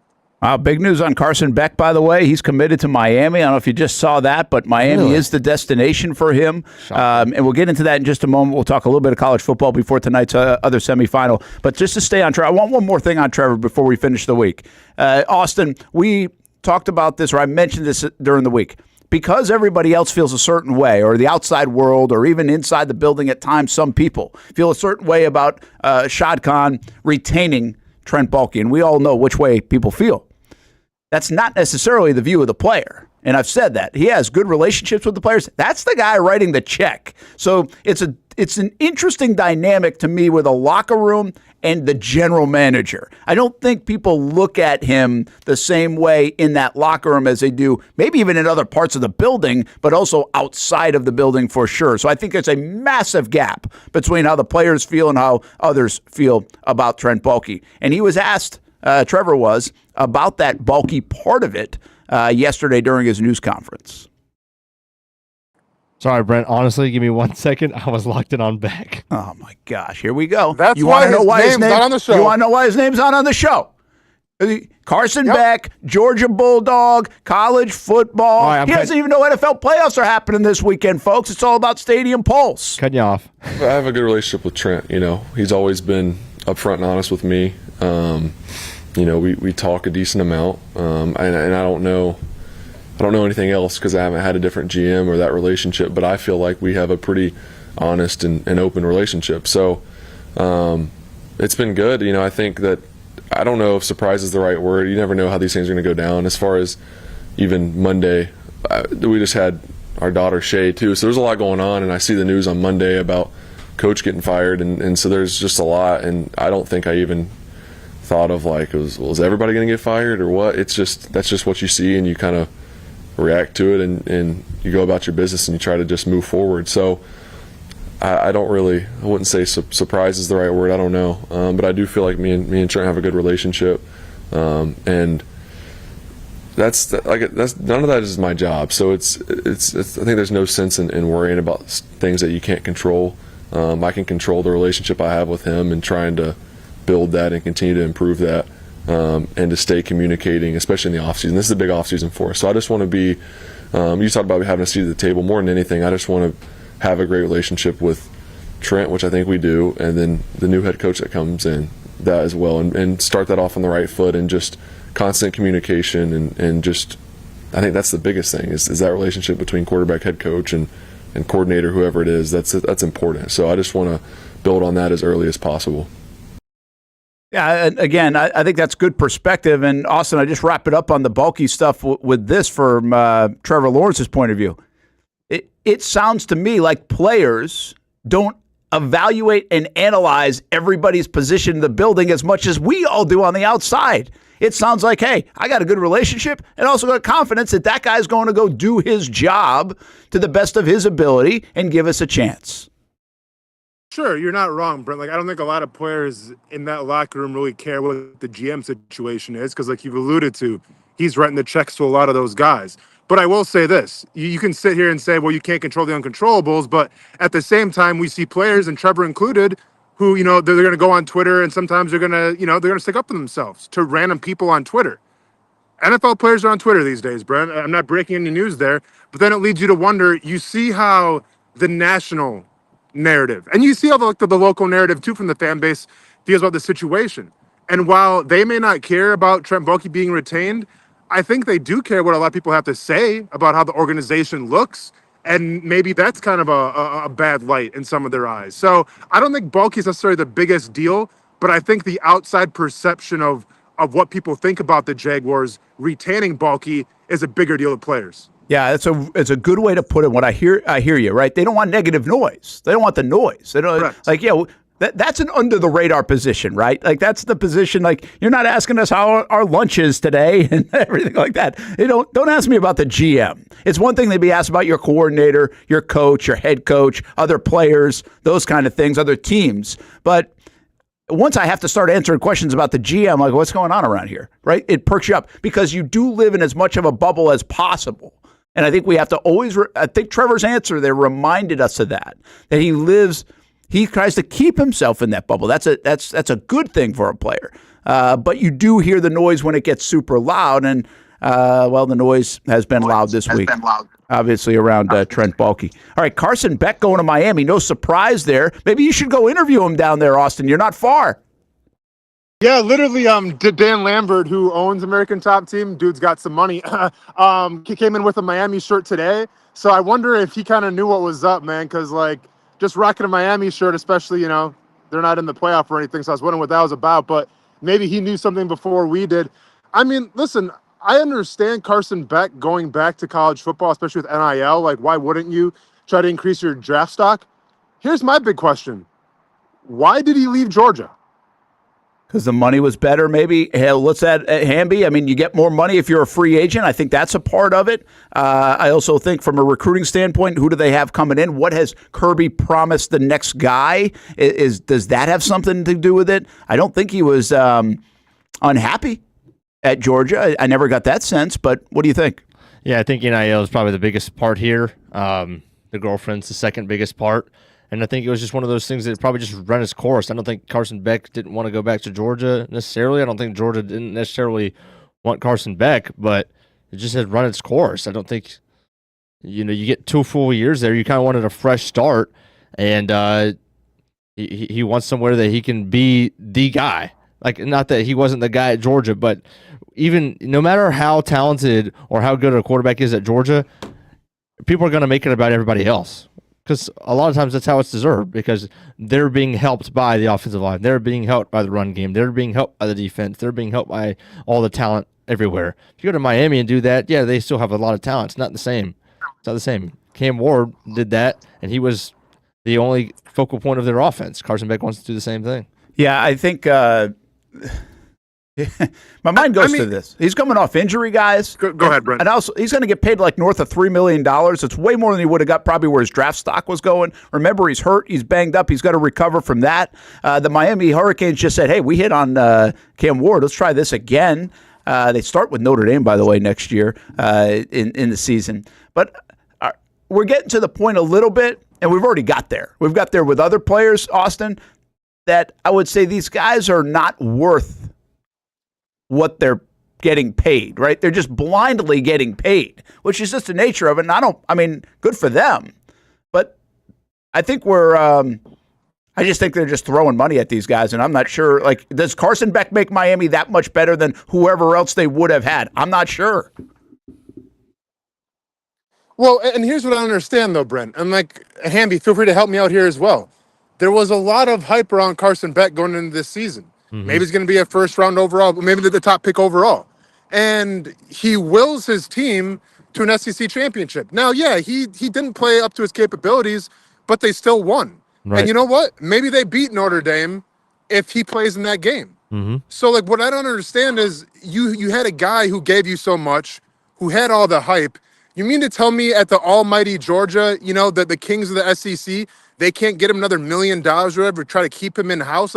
I just don't understand how I feel he had such a great thing there. And I get it. Maybe Georgia quarterbacks aren't all that sometimes coming into the draft. But, you have Matthew Stafford. You've had people show you the way before. I just don't understand why you have such a great thing at Georgia. And I'm sure Georgia appreciated him too. And all of a sudden, if you're Georgia, you just let him walk. And if you're Carson Beck, you leave a pretty good thing. Yeah, I think I would be hesitant to say that Georgia didn't try to get him back because we just don't know. There's just no way that Georgia would allot. We don't allot the. Brent says teams throw money at quarterbacks. Well, Georgia's not that team. Georgia doesn't throw money at quarterbacks like all the because we value other positions, and that's what got us to look. I said this morning, Stadium Pulse, that if you're a Georgia fan and you didn't want him back, then I thought you were dumb. You should have 100% wanted back. That has nothing to do with not believing in Gunnar Stockton, because I believe in Gunnar Stockton. But he did take you to the quarterfinal with what I think is the worst receiving core and the worst run game we've had in 10 years. So a lot of it's there. But I would just be hesitant to say that Georgia didn't want him to come back. I just don't think we could even compete with that offer, because to him, the difference between $3 million and $1 million is huge. Yeah, it's a lot. No, I agree. Listen, by the way, soon enough you'll be throwing $3 million at people, but right now you might not be. But North Carolinas of the world, Michigan States, people that are trying to get back in the game, get back to where Georgia is. That's how they're trying to catch up with those kind of dollars being thrown in. Miami just did it with Cam Ward, and Miami's doing it again. It looks like, and who knows if that number is even true. But Carson Beck to Miami, I guess no surprise. That's where the rumor was, and goes from NFL to transfer portal in a month. And probably a smart decision. I would say probably a smart decision, because I think he can increase his draft stock with a good year at Miami. All right, let's wrap it up with this, guys. Ohio State or Texas tonight, Austin? You know who I got, man? I got Ohio State. Yeah, you like Ohio State, Hamby, as well, right? Yep, I got to take him. I'll tell you what, guys, I'm sneaky here on Texas. I think people are just automatically putting Ohio State in. Now, I said Notre Dame and Ohio State in the championship when we did the grid to start, so I might as well stick with it. But I think people are sleeping on Texas. 91% of the money is on Ohio State. I'll tell you another team I think people are sleeping on, the Texans tomorrow. Who do you like, Austin? Chargers and Texans? Man, I think I think people are going with the Chargers here, but I'm not lying, Brent. I think the Texans might have this one at home. Yeah, I kind of agree with you. I don't love it, by the way. I think I'm rooting for the Chargers, but Chargers don't know how to win in the playoffs. Herbert hasn't done that. We used to live in a time where if you were a home field in the playoffs in the NFL, it was like an automatic win, Hamby. It hasn't necessarily been the case, I think, recently. I don't know what the numbers say, but I don't know. The Texans are 3-point dogs at home. I'm still going to take the Chargers. Look, until Stroud shows me an inkling of that he's going to be who he was at the beginning of the year, and especially last year, I'm not betting on him. I think the Chargers are pretty good. I don't think they're great. I think the Texans are just okay, and have said that all year. Steelers, Ravens, who do you like, Austin? Oh, the Ravens all day, man. Expect to get a heavy dosage now at Derrick Henry. Time to unleash them. Absolutely. Broncos, Bills. I got to believe we both think the Bills are going to win. Yep. Or all think the Bills are going to win.